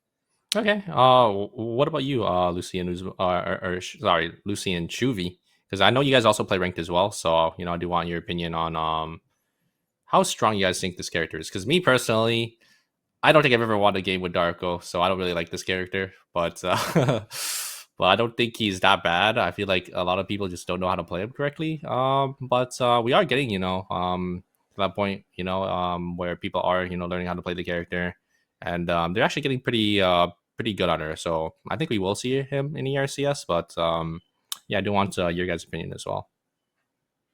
Lucy, go ahead. I need a moment to think here because I haven't seen too many Darkos from my side, so I kind of need to recollect what I do remember seeing from the guy. Well, what I can say is I have one with a Darko. I know Neospitter's been playing him a lot, and that's who I usually tell people to look for when they want advice on how to play the character, because he played it a lot in solo queue. I mean, Darko just is like a huge stat stick character, so it seems like he just has moments that he really shines, or moments that he's like really like dull and he doesn't do much. He's pretty niche in what he can do, and his niche thing is that he can usually like blow up one person pretty fast. But at the same time, he can kind of be squishy almost, it seems like. So in some team comps, he could probably shine as long as he has another frontliner. Otherwise, yeah, don't ever play him like solo frontline. It's like the demo effect. Like, you don't want to be playing that alone up front. And he probably like struggles into bruiser comps, but anything that he can like get onto a squishy easily, they seem to get one shot. Like, I don't know about you guys, but I played like a Tsubame game the other day, and I could not kite him. I could not get away from him. He stuck to me, he one-shot me, and I was not very happy about it. And this is only like day 2 or day 3 on release too, and it happened to me. I was like, what is going on? Surely I'm not this bad. But yeah, he has his moments, and then he also obviously has his really bad ones. So I think because of that, he's probably not the best for competitive. But I mean, for the people that are really good at him, he does look pretty good. Yeah, that's what I'm saying, okay? Like, us ADC players stick together. The superior guy is so privileged. He has a spell Bro, shield. I play He's got all these ADC. hammer Hello, skills. like I I got a inferior. Hello, This guy plays hello. everything. I This guy play plays ADC, man. the Suwa character, Darko doesn't care about Suwa, okay. be for real. Yeah, I don't know. I mean, for me, from what I've seen on Darko, I've actually kind of seen both sides of the coin, where I've seen both the pen and the tank, or like the bruiser-esque thing. I think what Lucy said for the most part is correct, although I also slightly disagree on how quote-unquote squishy he can be. Because in the end, in ER right now, literally anyone that builds CDR has such easy access to 30%, and his shield actually comes up really, really quickly, in my opinion, like a lot faster than I originally would have thought so, just looking at the overall kit when they released the numbers on him. But on the flip side, what I want to say about him being a little bit more effectively tankier is that he has a lot of ways to kind of how should I say this, impact the fight to the point where it's really difficult to just target him. I was originally thinking that it was going to be intimidation tactic, his ultimate being the most problematic part about his kit, but it's not that at all. It's his ENW, the knock up and the shield part, in my opinion, that really makes him a lot more tougher to deal with. So it makes it so that when he does initiate into you, it's really difficult to actually kind of deal with the Darko while also dealing with the aftermath of everyone just kind of jumping in on that you because the Darko initiated. So I've seen both sides of the coin where he can blow up, but at the same time he does damage. But at the other side, he's deceptively tanky because of what he can do in a fight. So I don't know. Again, I think it kind of comes down to what Oozma said, where people have to figure out what they're going to do with the guy and what kind of characters and what kind of compositions you're going into. But both sides of the coin seems to be good in its own respective niche that it plays on. Yeah, is it just me, or like I don't really like how the character is supposed to be like a character that steals stats and stuff, but the amount of stats he steals is like very minimal. Yeah, it doesn't So it's feel kinda like weird. he does any of that. Yeah, I think his W only steals like 5 attack power to people nearby, so it's like nothing. I think the defense one is somewhat substantial. It's like 10 plus defense, but even then, I think it's like a little too low. But I think if it's any higher, especially for like a skill like a passive where it's like up every like 10 seconds, maybe they shouldn't bring it too high. But his W I think is like way too low. It just feels weird. It's like his whole lore is about stealing and like having people pay debts, but it doesn't really feel that like impactful in his kit. Yeah, Maybe I they'll feel do like something similar. Yeah, I feel like if they wanted to kind of like lean on that stealing stats kind of character vibe, I feel like they'd have to tone down other parts. And again, I think that's kind of up to Nimble Neuron on how they want to play him. Because Yeah. again, I feel like he could be a really cool like bruisery like anti-tank pick. But I think again that would close him off to like the other sides, which again maybe is okay or not. But I feel like again he is that kind of like offshoot middle ground where he's like not really an assassin or a bruiser or like a tank buster, and he's like kind of all in one sort of. But After all, I mean, that's the exact same treatment they gave to Adri, right? The whole pyromaniac thing. They thought that giving her more damage over the crowd CC. control, yeah, Yeah. exactly, was more fitting in line. So there's definitely a possibility where exactly what you two are saying could happen.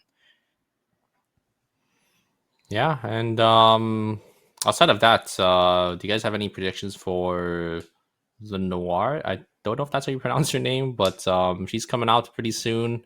She looks fantastic. I'm kind of excited. I don't know if I'll play her, but what do you guys think of like her character design? And like, you know, they are adding another. I think probably it's going to be a guitar character. We don't really have too many of those. It's only Heart and Priya, but they did also just rework the guitar skill as well. So I do want to, you know your guys' opinions on that. I think oh, there we go. We do have Lenore showing up there. Yeah, I think she's a really cool looking character.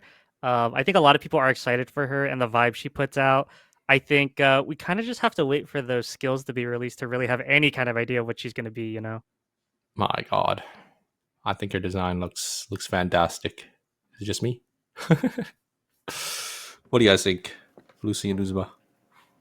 Personally, this is actually a character that I'm actually excited for. I kind of like hinted at it earlier. I mean, I've been playing Hedgen since like season early access. I've dabbled in Fiora a couple seasons. I've been playing her now. I haven't really had a new character really to get into. I think my last character that I really got into was like Rio, which again is like in early access. So it is a little bit exciting finally like seeing a character that hopefully is in accordance to my taste. I mean, her aesthetics are really good. And like with just the other like amp or like guitar characters in general, I'm hoping she'll be more amp based. I mean, we can kind of get the vibe from looking at it. I mean, I don't know how you're gonna get an ADC out of a violin, but if they do, I mean, props to you. But I mean, other than that, I mean, even if she's on a more supportive role, I think I could get down with it. I mean, overall, looks like a good addition to the game, though. I mean, having like more musical characters is always pretty fun. Yeah, and Shuvi? I don't know. I mean, her character design looks really good, but it's just a personal thing, but I don't really like kind of mentioning how I would think about this character in terms of gameplay until I actually start seeing numbers. So even That's fair. Even when I see the character spotlights right before they even come up, I usually don't even do any analysis on those kind of videos. I just watch it and say, "Oh, cool," and that's about it, because I don't know. As someone who's been casting for a long time, dude, it's so difficult for me to look at anything other than what the skill actually does now. It's so bad. I'm cursed, man. Oh. Yeah, I mean, obviously we won't know until, you know, the time comes. But I think with that, so let's just jump straight into the topic that is probably on everyone's mind. The ERCS that is coming up in a couple of days here. Who do you guys think will win? Like, what are you guys? What is your guys' predictions? You know, I don't know if you guys have saw the groups already, but I think we will go over that as well. Yeah, I think we're gonna pull up the groups here first. Yeah, we could jump straight into it. Yeah, I think we can go over the groups here and kind of, you know, get everyone's like taste of you know, what they think will happen in the group. So I kind of like I was talking a little bit earlier today. I kind of wanted to do like almost like a fantasy draft to like get your guys' opinions on who's going to make it out of the group stages, who's going to make it to wild cards, that kind of thing. I think that'd be kind of fun. I mean, we can just go down the line. You know, we can start in Block A, which, I mean, to no surprise, this is probably the block that everyone's going to be talking about. Since, you know, it does have No Flame and it does have Homeless Laptops. They're usually both at the top of most of our tourneys. Then we also have Joe Cool and Reborn. For the people that don't know, I can kind of just highlight the people in them. Obviously, No Flame is super with Frankie, Gobu, and Nazimi. And then Homeless Laptops actually having a slight change here as well. They have Cairo, Wisu, Free Stratos now coming in, as well as Jast. As for who's going to be playing more Free or Jast, I'm not sure. But even like that change right there could be huge for them. Joe Cool, we got... is Gemos not playing? I am not sure. But Free Stratos stepped in. He did play a scrim with them as well. As for who like the actual like prominent third member is, I'm not really 100% on that. But Joe Cool is gonna be Kitty Kang, Chris, Green Shy Guy, and RuneScape, and then Reborn is Anot, Pi Bob, Fenrir, and Kevy Webby. So you even have like the rivalry of like the old teammates versus the new kind of going on in Block A. You got a story going on there. You're right. So a lot of Block A stuff going on here. So, I mean, yeah, what's your guys' opinions? Who do you think is going to make it out and whatnot? Well, I mean, I gotta say, I gotta say we're gonna make it out, right? I can't really say, Homeless is gonna beat us. So I mean, yeah, I mean, my prediction is, we're gonna make it out, and I feel like maybe Homeless. I mean, obviously, if I say we're gonna make it out, Homeless will go to wild cards, and about the two teams, I think they're pretty close. But I think I gotta give the edge to Team Reborn. I think they've been playing somewhat decently recently. I'm gonna go with Homeless Laptops making it out of groups, and I think No Flame and again Reborn are gonna make it to that wild card.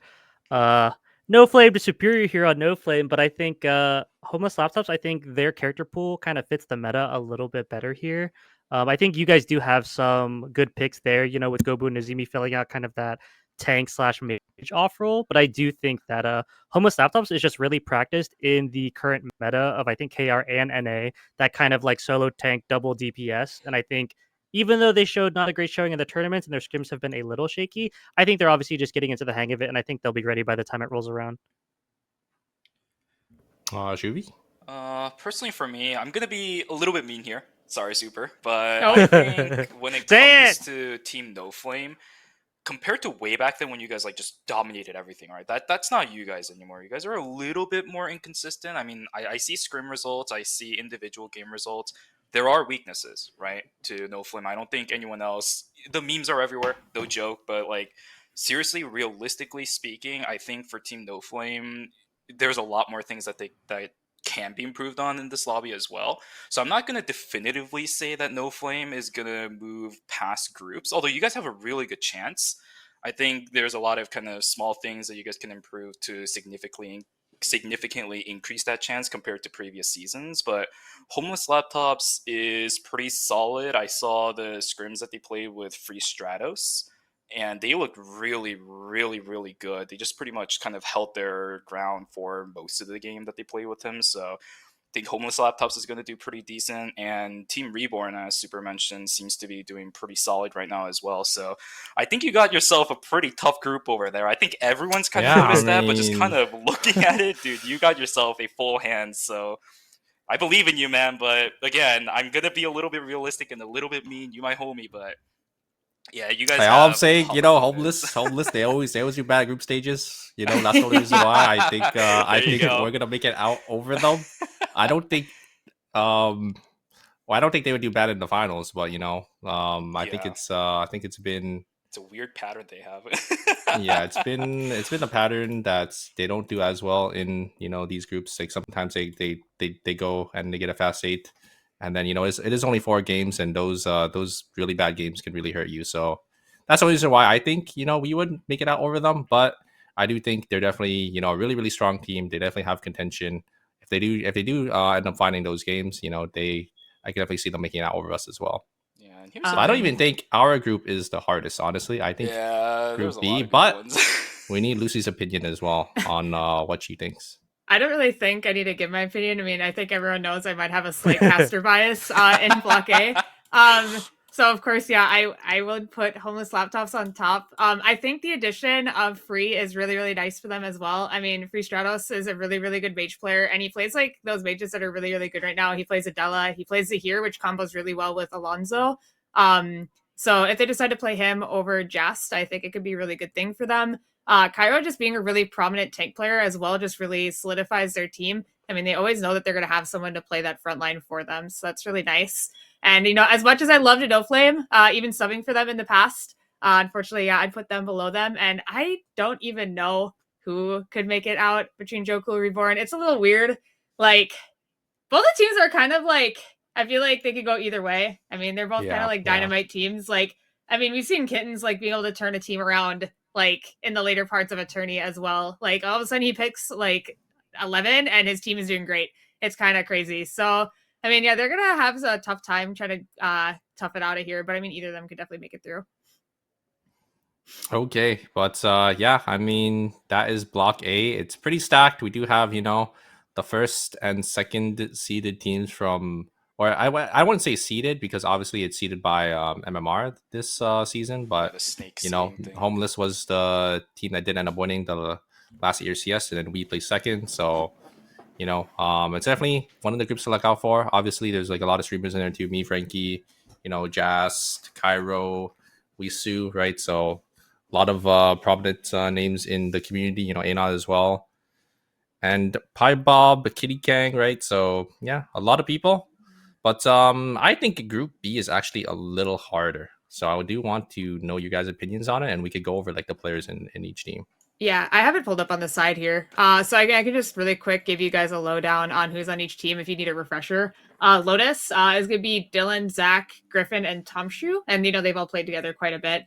Penguin Daycare, this is Waterfudge, Pie Master, Hoko, and Ghost. I don't even know how. I'm just going to say Ajayaya. Like, I don't know how the heck they say that. So these guys changed their names, but I think you can probably figure it out. It's like Meowie and Dezu and the other Chloe player. Oh my god, I'm drawing a blank. Leaf. Thank you. Yes, Leaf. And then Evan as their Patrick. sub. And then Window Shoppers are actually our winners from the Flag Bearer tourney. So that's Walmart PJs, Deuce, Exis, and Locke. Yeah, so a really stacked group in my opinion because we have obviously the tournament winners. They're actually seated last because you know they probably just didn't play as much ranked as the other teams here. Obviously, we know Waterfudge, Hoko, and Pi. They are three really prominent players. They've always been at the top, you know, in NA. And we actually have Dylan's team. I think they're all solid players as well. And then we also have Meowie's team. They actually performed really well in the last scrims, and definitely think this solo carry Camilo comp can go really hard, especially when you are playing or when you are pairing it with a Charlotte and a Estelle. So I think my rating would probably be maybe Window Shoppers would come out or Penguin Daycare coming out, making it to finals. Who would I give the edge to? I would probably say maybe I don't know, because if Theodore gets nerfed, then I feel like Window Shoppers would go down one. But I feel like Penguin Daycare definitely has the more versatile, roster, just because they could flex around their picks a lot better. So maybe I'll give the edge to Penguin Daycare, and then it would probably be Window Shoppers, and I think maybe Meowie's team might make it out of group stages. Would make it to wildcards. Would be my prediction. Yeah, I think I'm with Superior. Window Shoppers is running the most meta comp compared to KR. They are running that Mai and that Theodore. But like Superior mentioned, they are definitely in contention for that potential nerfs coming up. I think Locke is flexible enough, and he does have those tank picks to fall back on and pull out something else that's good. But as most of us know, Walmart PJs is mostly a Theodore one trick. So if that character gets nerfed in any meaningful way, that could be crippling for their team. And I don't really see how they would change it up with Exis instead. So I think depending on how those characters change, it definitely changes Window Shoppers and Penguin Daycare for me as well. But I also see them as the top two. And for my third and fourth, I think it's honestly kind of a toss-up for me. I haven't seen a lot of Lotus gameplay, as well as Ajayaya as well. All right, Shuvi and Lucy, you guys have any predictions? Do you want to go next, Shuvi? Or do you need some time to simmer? No, I'll say some stuff, because so in my personal opinion, I also think that it's going to be between Penguin Daycare and Window Shoppers for top two here, but I'm not exactly I'm not exactly too tied on whether it's Window Shoppers or Lotus, in my opinion. So I know you guys are all talking about like Meowie's team and all that stuff, but I think Lotus has a very interesting way of taking their game pace compared to a lot of these other teams.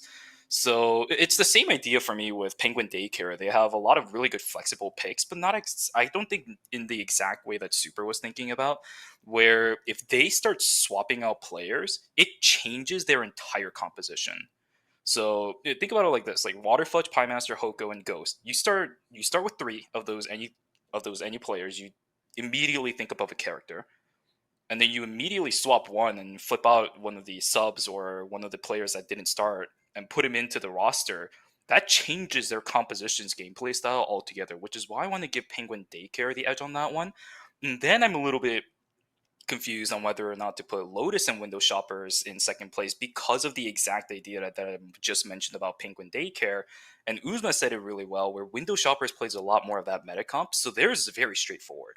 Whereas Lotus, they have a lot of interesting characters that they can bring to the table, and it's not even with subs, but it's just the player roster's character pools that really flip things around. So I'm not entirely sure who I'm going to put second and third, so that's between Lotus and Window Shoppers, but by a very close fourth, just because of that small versatility edge, I'd give Lotus over that weird long name. I don't know how to say it. Yeah, we can just call him Meowsy. For me personally, really close. yeah, it's just because I'm a little biased because I've played them in scrims and the team comp looked pretty good, but yeah, I don't know, if the nerfs come through as well for that team, right? Like if Camilla gets nerfed, then that team might end up falling under. But yeah, I mean, I also do think Lotus has a pretty solid lineup. They do have a good roster, but I just haven't seen them play as much. So that's just my biased opinion, which is why I didn't I didn't rate them too highly. But yeah, I definitely can see them making it out as well. Yeah, I also want to point out that this group has our oldest set of players in the fact of like who has played the longest in ER. Yeah. I think 3 of these teams are completely comprised of players who are like mostly like early access players, and I think Lotus is the newest team in the group, but I think Penguin, Aya, and Window Shoppers have like a lot to prove of like that old blood kind of. Yeah, I know. And what about your opinion, Lucy? Yeah, kind of going off what you guys are saying, another thing that I do want to point out is some of these players have been playing with each other a lot longer than others, and I think that can be a really huge aspect for them. I mean, Waterfudge, Piemaster, Hoko, Ghost, I mean, they might not play with each other all the time, but they probably played each other enough to really know, like, what they need to do, and since they've all been playing since early access, and that's kind of like a thing with, like, Meowie's team. I mean, Meowie's kind of the newer blood in that group, but I mean, the rest of them have been playing together since like early access. I mean, they've been here for so long and have always been playing squads together. Window Shoppers is kind of like a newer group, almost like Exodus and Wilbur PJs. They haven't really been playing the game as long as Locke and Deuce. So there might be some disconnect there. And then, yeah, of course, the Team Lotus. I mean, they've all been playing together, it seems like, since they started playing when the game released itself. So I don't know if that's something that we kind of want to throw out there as to reasons why that they might do better than other teams. For me, I guess, yeah, I'd probably be Penguin Daycare being at the top, being, the players that they are. They can definitely pull all their own weight, which I think is another thing as well. They can all play very independently, very well, which also helps them in a team aspect too. And I know Hoko's been putting like a bunch of work, playing a lot of these frontliners for Piemaster, and I think that's a really good thing for them. And, he's really dedicated to the game, so it's really nice to see. I'd probably put Window Shoppers next just because of the strength of Alonso and Theodore. I mean, we kind of touched on it in ERM and how strong this comp is, and that, those two characters did win the last one. And we all know that Alonso is just a very, very strong character that can kind of make your game plan very simple. I mean, Superior knows about that. I mean, they play with Alonso on their team. It kind of makes your team comp like so simple to execute that you can concentrate on other parts of the game, which I think is really, really important. And then it's so hard. I mean, maybe I'd put I don't even know. It's hard on the last two. I mean, maybe I put Lotus on top just because they have that pool diversity, but it's a little bit hard because the other team is just like so fluent on who they play and who they play with. But I think the pool diversity can, maybe overcome that. Okay. Yeah, and that will be Block B then. We can jump straight to Block C here. There are quite prominent names in here as well. We have Lexidraw, Street Farmers, PMA, Great Friends. I actually don't know who's on PMA and Great Friends because I haven't checked the roster list. I got you. Lucy, give us the rundown. Yeah. So Lexidraw, as you guys all know, that's Patar, Froge, Radit, Lexi. Sheepy Farms is what I was thinking because God, we miss Sheepy. So that's gonna be Delinko, G-Ram, Internet Rap, and Jeff Tempest. PMA is Elisan, Lildo, John, Kibo, and Hoyen, and then Great Friends is Mage Power, Nessius, Rick, and then Gummy. Ooh, okay. Would you guys like to give your opinion first on this one? I'm gonna say it might get a little flack for this. I think this might be our easiest block in the group so far. I think for me, LexiDraw is a standout team. They were definitely stomping the Flag Bearer tournament until some technical issues happened with Petard Yeah, it was really Internet and some other unfortunate. things. But I think for me in ERCS, in terms of flexibility, this team is maybe one of the more complex teams in what they can play. Each of the players like has a pretty interesting roster, and they're not typically team comps that you would think of. Like, you know, Patar has been playing this heart with 2 mages, and that's like not what you would expect from a heart, right? You usually go like tank, mage plus heart, but I feel like they have really good flexibility, and all of their players are very good mechanically. So I'm really interested to see what they pull out. And as far as the rest of them, honestly, I don't think I could give you a rating for them. I think it's kind of just a read on the meta and also just how good these teams perform, but I wouldn't say I'd put any of the other teams above any of the others. Okay. For me, yeah, I agree. I think LexiDraw has been doing really well. I think Patar, has been, having a strong showing, especially in ranked. He's like ranked 2 right now. He's kind of been dominating on this character, especially since Heart is just really, really strong as well. So just that on top of that, if Heart doesn't really get any changes, I do think LexiDraw will come out on top. As I mean, even if Heart does get slightly nerfed, or if she does get nerfed a little bit, I do think their roster pool is definitely versatile enough that maybe the other two can maybe try to offset that weight. If Patar does, or if the hard character does end up getting hit a little hard. So I do think LexiDraw will probably come out on top in that group. But I do think Sheep Farmers, they've been on the come up. I think they've been playing pretty consistently. They've been playing pretty well, in the scrims, in the tournament. So I do think they're probably up for contention for first place, but I probably would rate them second. And the other 2 teams, I haven't really seen them scrim as much. I don't really have too much data on them, so I wouldn't be able to give my rating. But yeah, they would be our 3rd and 4th. For me, I have a little bit more information than you two from the looks of it, maybe even Lucy as well. I would actually put 3 teams in very close contest to be able to make it out of groups, and that's LexiDraw, Sheep Farmers, and PMA. So with Elisan and Lildojon, those 2 players have been playing ER longer than some of these players in the entire thing combined has been. These guys have been playing ever since forever ago. I met these guys like very close to right after I started playing with you, by the way, Super, when you first got me into ER. So they've been around for an extremely, extremely long time. Oh, wow. I mean, they made some plays way back in the days, like Elisan on his Emma, Lil Dojon on his Camillo. They were cast at Cirque, and I did even before a long time ago in NA, where those guys showed off. They have very, very solid foundations when it comes to ER. Like, I'm not even talking about the other 2 teams, because you guys already mentioned them all, and I completely agree with you. But for PMA, I think it all comes down to whether or not the other 2 players on that team can actually synergize well with Ellie and Lil Dojon. Those 2 players, when they are in sync with each other, can play an insane Eternal Return. It all comes down to, I think, Hoyin and Kibo. And if those 2 are able to synergize well with Elisan and Lil Dojon, that team will be able to do really, really good work, I think, in that group. So it's scary for me, personally. Oh, is it me? Yeah, so LexiDraw, as we've all seen, has done very, very well. They were the first team at Checkpoint, I believe, during the Flag Bearer tourney. So they're one that actually placed that checkpoint mark. So we do know that their team comps are very well. And the nice thing about them is they play like team comps that we aren't actually used to seeing in NA. They really love the like triple range, like shenanigans with the heart, with the ulti as well. So it's a lot of fun, like watching them bring some more diverse things into the pool. Yeah, I mean, kind of like Shuvi was saying earlier, I kind of mentioned it too. Like some of these players have been playing together for a long time, and that can be enough to really like push them through the tourney. So maybe PMA could be next, or maybe even Great Friends. I know like Mage Power, Nessius and them, like they've been playing together like off and on a little bit here and there.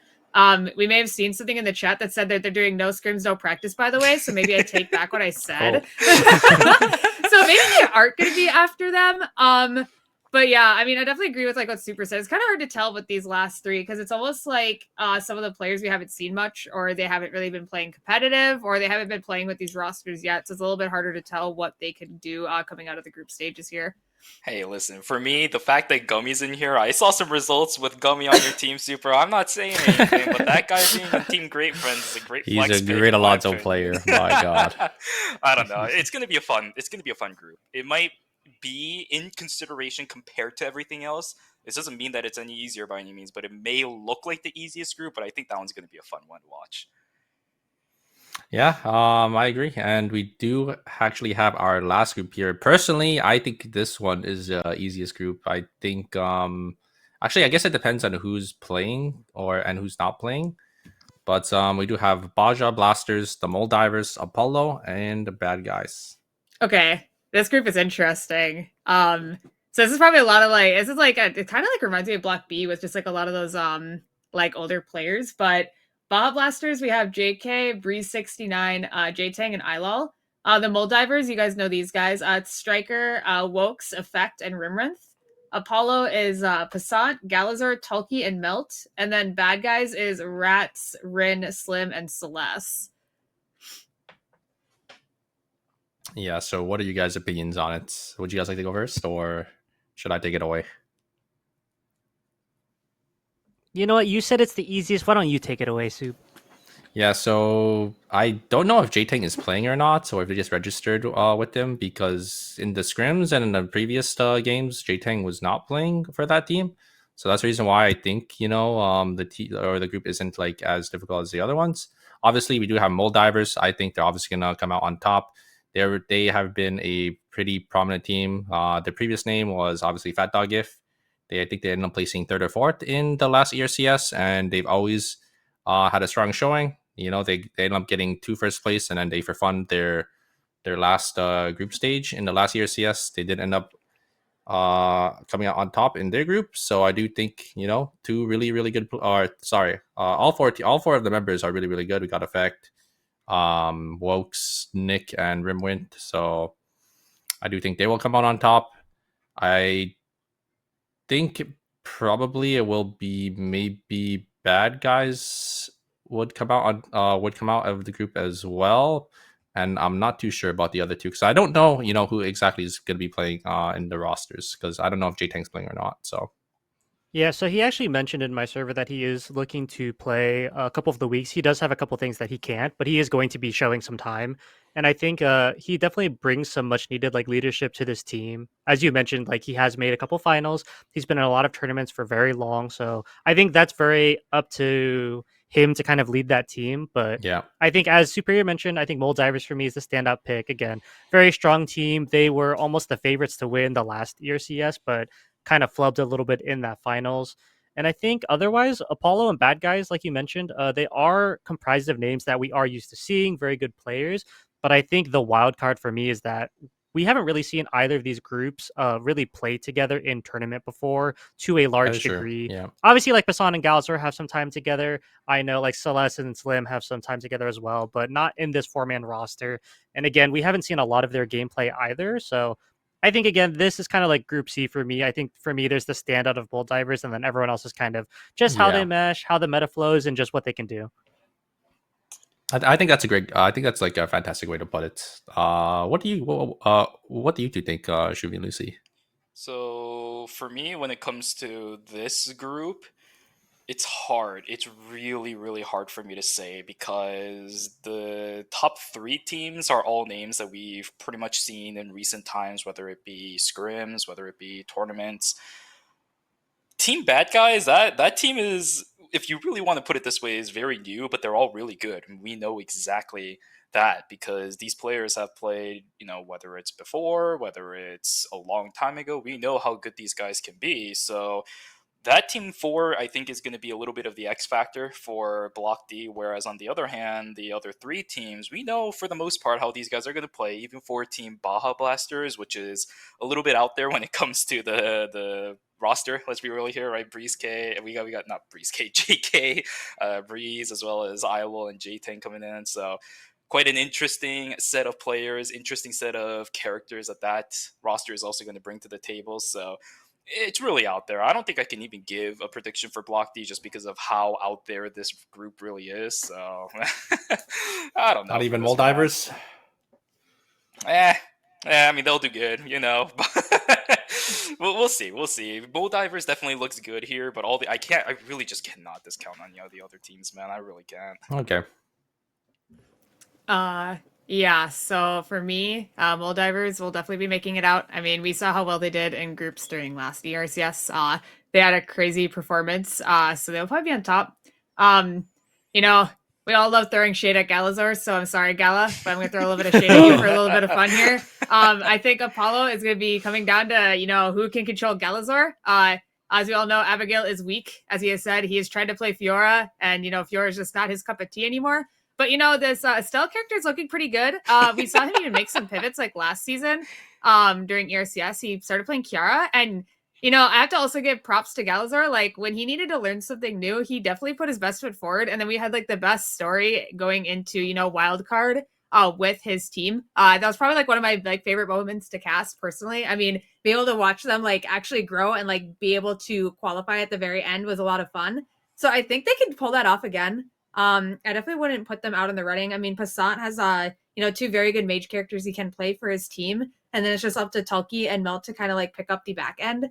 I mean, Tulki has been playing the game for a long time as well. So you definitely can't count him out either. So, I mean, I could see Apollo or Bad Guys, being the other one that comes out of this. Bad Guys, their character pools are all very, very interesting, but I don't even know what they're really going to play. Like, I mean, we kind of talked about it earlier with the roundtable tier list. I mean, some of these characters don't seem very good for like competitive. Like, what we're going to see, like Pistol Isol or, Daniel coming out of Rats. Like, it's not really the best, two characters you want to see coming out of that. So, I mean, unless they come up with a team comp and really like throw something together, I might actually put Apollo over them. Okay. Yeah, I mean, I think that's it for our predictions then. But I think the big question is, who do you guys think will take it all?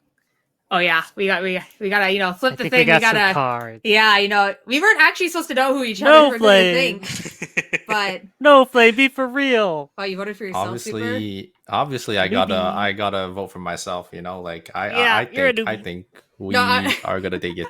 No, I thought it was gonna be funny. Like if we like brought it up and you're like, wait, guys, that's actually not what I thought. I think it's supposed to say Penguin Daycare. Hold up, yo, what the? It's okay. We all. So I think for me, Homo Stop is my safe pick to win the tournament. Like I said, I think they fit the meta pretty well. I think they're in a pretty good space. My hot take pick for who I think is actually going to win is probably Lexi Draw. But like you mentioned, they're playing a super volatile comp, so like they have to be playing really well. But I think I don't know. Bernice isn't on the table this time around. Last time Bernice was broken, and like I think that was one of their strengths and why they were able to like close it out last time. But Bernice isn't looking too hot right now. So hey, that's just my take though. We got an entire season. I mean, it took towards the end part of the season for Bernice to be broken, and I always say, yeah. So if it does happen again on the on the finals patch, then yeah, I can see it. Yeah, every ADC has their time to shine. That's what I always say. Like they just kind of like rotate. Like one of them is always super, super strong in a patch, and like we said, you never know. Maybe Bernice comes out and is really strong again during finals, and Wisu just actually has people at NN, and we never actually knew. But yeah, I mean, it's interesting that actually Shuvi has like one of the only like different predictions here. So I mean, I'd like I like the Penguin Daycare prediction. So I pretty much outlined everything that I was gonna talk about with this. I actually wasn't sure if I was able to say it earlier, so good thing I didn't. But the reason why I chose Penguin Daycare is because I think this roster, with their large character pool that I was talking about, really makes good use of their character pool. It is almost insane how good their synergy is. And the funny thing about that too is that they all play very similarly to one another, even when you look at how they play in solo queue and everything. So in and of itself, their synergy is already relatively well in line. Now it just comes down to how well their characters synergize. And it already does. I mean, you have a very solid frontliner. Lucy mentioned earlier that Hoko's been practicing his frontline, and even aside from that, they're all really CC heavy frontliners. And what do you need? What are you trying to do when you're playing CC frontliners is buy time for your backline. And I don't think I even have to mention how good Piemaster is when he's bought that time and the freedom to throw out auto attacks. You put Ghost in there, Water Fudge in there, who can make even more time for Piemaster to do damage. Like, that roster is terrifying. So that's why I chose Penguin Daycare. Their synergy is good. Their character roster is insane. Just looking at their plain character pools that they do decide to play is just it's scary, man. I don't want to be in our game with them at all. You know what? I Honestly, mean- change mine to Lexi Draw. I'm a Lexi Draw fan. What I want to be different. This guy's coming in I late. have decided. I have decided. I Wow, have he faith in the switched it triple up. mage He comp, switched the it up. triple That's range. crazy. Wait, These they guys actually are the changed it up. ghosts, What the okay? heck? Look how Lexi Draw fast he on changed. top. Okay, you guys be for real. You know, we were talking about NA's lack of changing to meta and stuff because of just how the scene isn't punishing for it. I think No Flame is giga cope. No Flame is superior. Bro, you guys are every the other most. team, bro. You guys are the Lexi most Draw has prolific Pitar only team playing Heart. It's of the same not thing, changing man. any comps That's the over same thing. literally 10 years of playing Eternal Return. Haven't changed your comp Bro, has once because you Pitar guys are ever so swapped privileged. off of Heart? Yeah, Has you guys Pitar are ever going swapped off down. of Heart? Lexi Draw I on don't top. think so. Has Lucy ever swapped off Breeze? I don't think so. Hey, I'm just saying, even though Jason said in the chat earlier that he is benched, I mean, they definitely have the option of playing Cairo, Just, and Free, and boy, that would actually be a crazy kind of roster. So, I mean, you know, they could have a trick up their sleeve. You never know. And this isn't even me just being biased. Like, I think they have a lot of flexibility with that fourth member if they choose to do so. So that would be really nice to see. No, Yeah, and I think coming like back to everyone just says we're one tricks and shit, but every other team is doing the same thing. So I don't see the like comparison there. You know, like What are these everyone else is overlay playing their changes? one tricks. Everyone else is playing their same. No, Lexi the Draw same on top, comfort bro. I'm picks. telling you. Bro, We're flexible. Pitar just plays hard. You have Froge only playing Emma. It's the same thing. Like they're all one tricks too. I love this. Nope. So I'm a like Lexi Draw where's the fan. bias there? No, I think coming back to Wisu though, because I know you're saying stuff about his Bernice. I think he's kind of in the same sphere for me as Galazor. Like he has been picking up other ADCs. He is getting pretty proficient at them, and I think he's not always picking just the meta ADCs. But I think if Bernice isn't strong, like they're going to be just fine. And I They think have this Free in team as there. well, like they enhance their flexibility with that pickup of Free. Like Lucy mentioned, like you're going from an Eva one trick to like someone who plays a bit more flexibly magey. And I think even like you could just play like Jast and Free Stratus like with that Wisu, and I think that team is still very, very good. Yep. Because Free just ends wait. up taking the DPS mage section, right? We talk about a lot of control Yeah. mages nowadays, but Free almost exclusively. Well, I guess Adele is a mix of both control Mhm. and damage, but Free pretty much can fill what the role of Wisu normally would have been in that roster. So Hey, just saying, the Wisu Camilla is a come up. Just you wait. I would be happy to see his Camilo in the Yeah. ERCS. I'm just saying, but I He's think like, the only I'm like happy. team that's like not like, or that's probably the most flexible here is obviously Penguin Daycare. I think all of them can play like whatever is strong. Like obviously Pai can play all the ADCs. I think Hoko can flex to most of the characters. I think Homeless is definitely getting there. Like we do have Jas swapping off of Aya and Tsubame now. Obviously Cairo can play multiple tanks, but you still have like those one tricks on that team as well, right? Like Wisu and Free who just play Bernice and Zahir. So like, yeah, I don't know. Like everyone makes the argument that we're just a bunch of one tricks. Obviously, I would like to play different comps as well, but if it's working, right? Like, why would you ever swap? Yep. Yeah, I'm gonna feel bad for people who listen to this later. If we do end up uploading this to a podcast platform, they just missed out on a whole lot of really good overlay changes. I don't know if you guys noticed, but They did. Yeah, well, across the board, I think most teams here have a really good chance, though, right? We're just talking about these very small, very tiny edges that each team's gonna have over anyone. Hey, so it's safe to say that we're not the favorites then, right? Going for what? Hey, but it's a good. good. Hey, yeah, that's Yeah. a good thing. It means that. Yeah, I know. Yeah, I wanted to like, say this that- earlier that's too. why I'm bringing it up. When we were talking about Block A, and it's not that you guys have gotten worse; it's that all the other teams have gotten better too. So Yeah, that's for sure, even for sure. better for the region, which is why I think this season of ERCS is going to be insane. Yeah, and like I do think, obviously, like I do like to see more competitive teams come out.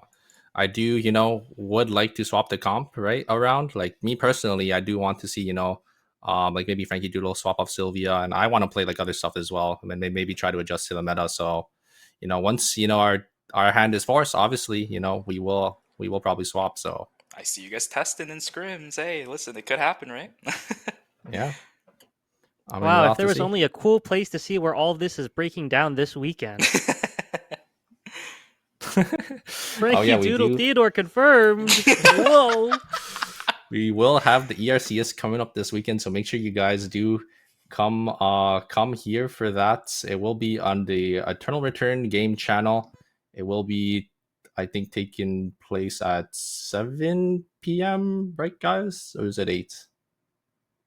7 or 8 EST? Surely you mean 7 p.m. Pacific time. Oh. No, yeah, I think if it's the same schedule as last season, it should be 7 p.m. EST. There you go. Eastern, Yeah, yeah. it is. But yeah, make sure you guys do come out for that. Let me actually check who's playing for the first day. So on Saturday. I have it up actually. So it's Block A and Block C are going to be on Saturday. All right. Which is you superior. Yeah, come check out, see if we are frauds or if we will come out on top over homeless. All right. It will be the big showdown. It will be the Noob Flames or the Giga Flames. Whoa. Hear me out. I want Joe Cool and Reborn to be top 1 and 2. None of this no flame homeless laptops. They're a bunch of newbies. Yeah, I our mean, entire if they do have like a day, window. like yeah, I mean, maybe they come out. We're starting with the Maybe cast they of come out on persons top. already, guys. Good job. We're doing our jobs. Well, it looks like episode 2 will be July 10th at 8 p.m. EST, so same time as today. I think that is actually all we had, unless, you know, if you guys wanted to close it out here. I think we hit every topic that we did, and, you know, we hit our time frame here, looks like. Heck yeah. Yeah. I guess for anyone who's out there, if you guys have any suggestions for what we should talk about, any spicy things you guys want to do, you know, like we can rank the teams afterwards and say like definitively like, oh, this team's washed. Oh, this team's kind of my goats. Like I think we're kind of down for any topics you guys have. So be sure to send those in or just give us some of those suggestions. Yeah. This is just a Thank pilot. you guys. So many things can change. We're all really excited about this project, by the way. The fact that we're doing this in the first place, you know, I wanted to be a part of another podcast in ER for so long because there were some people who attempted it a long time ago, but the amount of effort that goes into this kind of stuff is huge, so it fizzled out really quick. But I'm hoping this is one of those kind of long-term kind of things because podcasts are awesome. Yeah, speaking of especially, you know- awesome, Super, I don't know if you know, but you're muted. So you're muted in Discord, so I thought I'd God, tell you I was that. muted for. Bro, are you okay tonight? Hello? I was muted for, guys. I'm so sorry, but the microphone helped. yeah, I mean, thank you guys so much for coming out. You know, a big shout out to Aquafina because you know she's in the back, you know, doing all of the production side. So thank you so much to her. Yeah, thank you guys for joining me because it's great to have you guys because you know, we're all casters, so we all have, you know, a lot more knowledge on the game. And yeah, I appreciate, you know, everyone coming out to watch as well. I think we did end up covering a lot, but yeah, going off Oozma, make sure you guys, you know, let us know if you guys have any suggestions. Let me know, maybe in my Discord as well, or you know, maybe if you guys do come out to one of my other streams, you know, let me know if you guys have any other topics, you know, we do want to talk about. But other than that, I think that will be it from us, right, guys? You know, if you guys have any other things you guys want to talk about quickly, you know, before we call it here. Now we out of here. Q ranked. We got all sleep. Q ranked, true. Yeah. Q ranked. But yeah, I think that will be it for us, guys. And we will see you guys back here on the desk in about 2 weeks. So on the 10th of July. Actually, wait, I don't know if I'll be available for that day. you're I'll right. have to see. Oh, okay. We'll figure it out. We'll see We'll you figure this. it out. Some We'll of figure us it will out. see you this Yeah. weekend. You know. True. Because yeah, I am There you going go. to AX and I think I'm staying like an extra couple of days, so we'll see. No. All right, we're gonna wow. be You know missing what? someone. It's all right. It's all right. We'll just Us find a three will special have guest. fun. Don't worry. Yeah, Us it's three will okay. We'll have figure it fun. out. Yeah, you guys can replace me. It's all good. Yeah, it's We'll all We'll talk good. behind your back. You know, We're all still good. stealing your channel, by the way, though. Yeah. But yeah, I think that will be for us, guys. We will see you guys next time. Take care. Bye, Take bye, care. bye. See ya. Bye.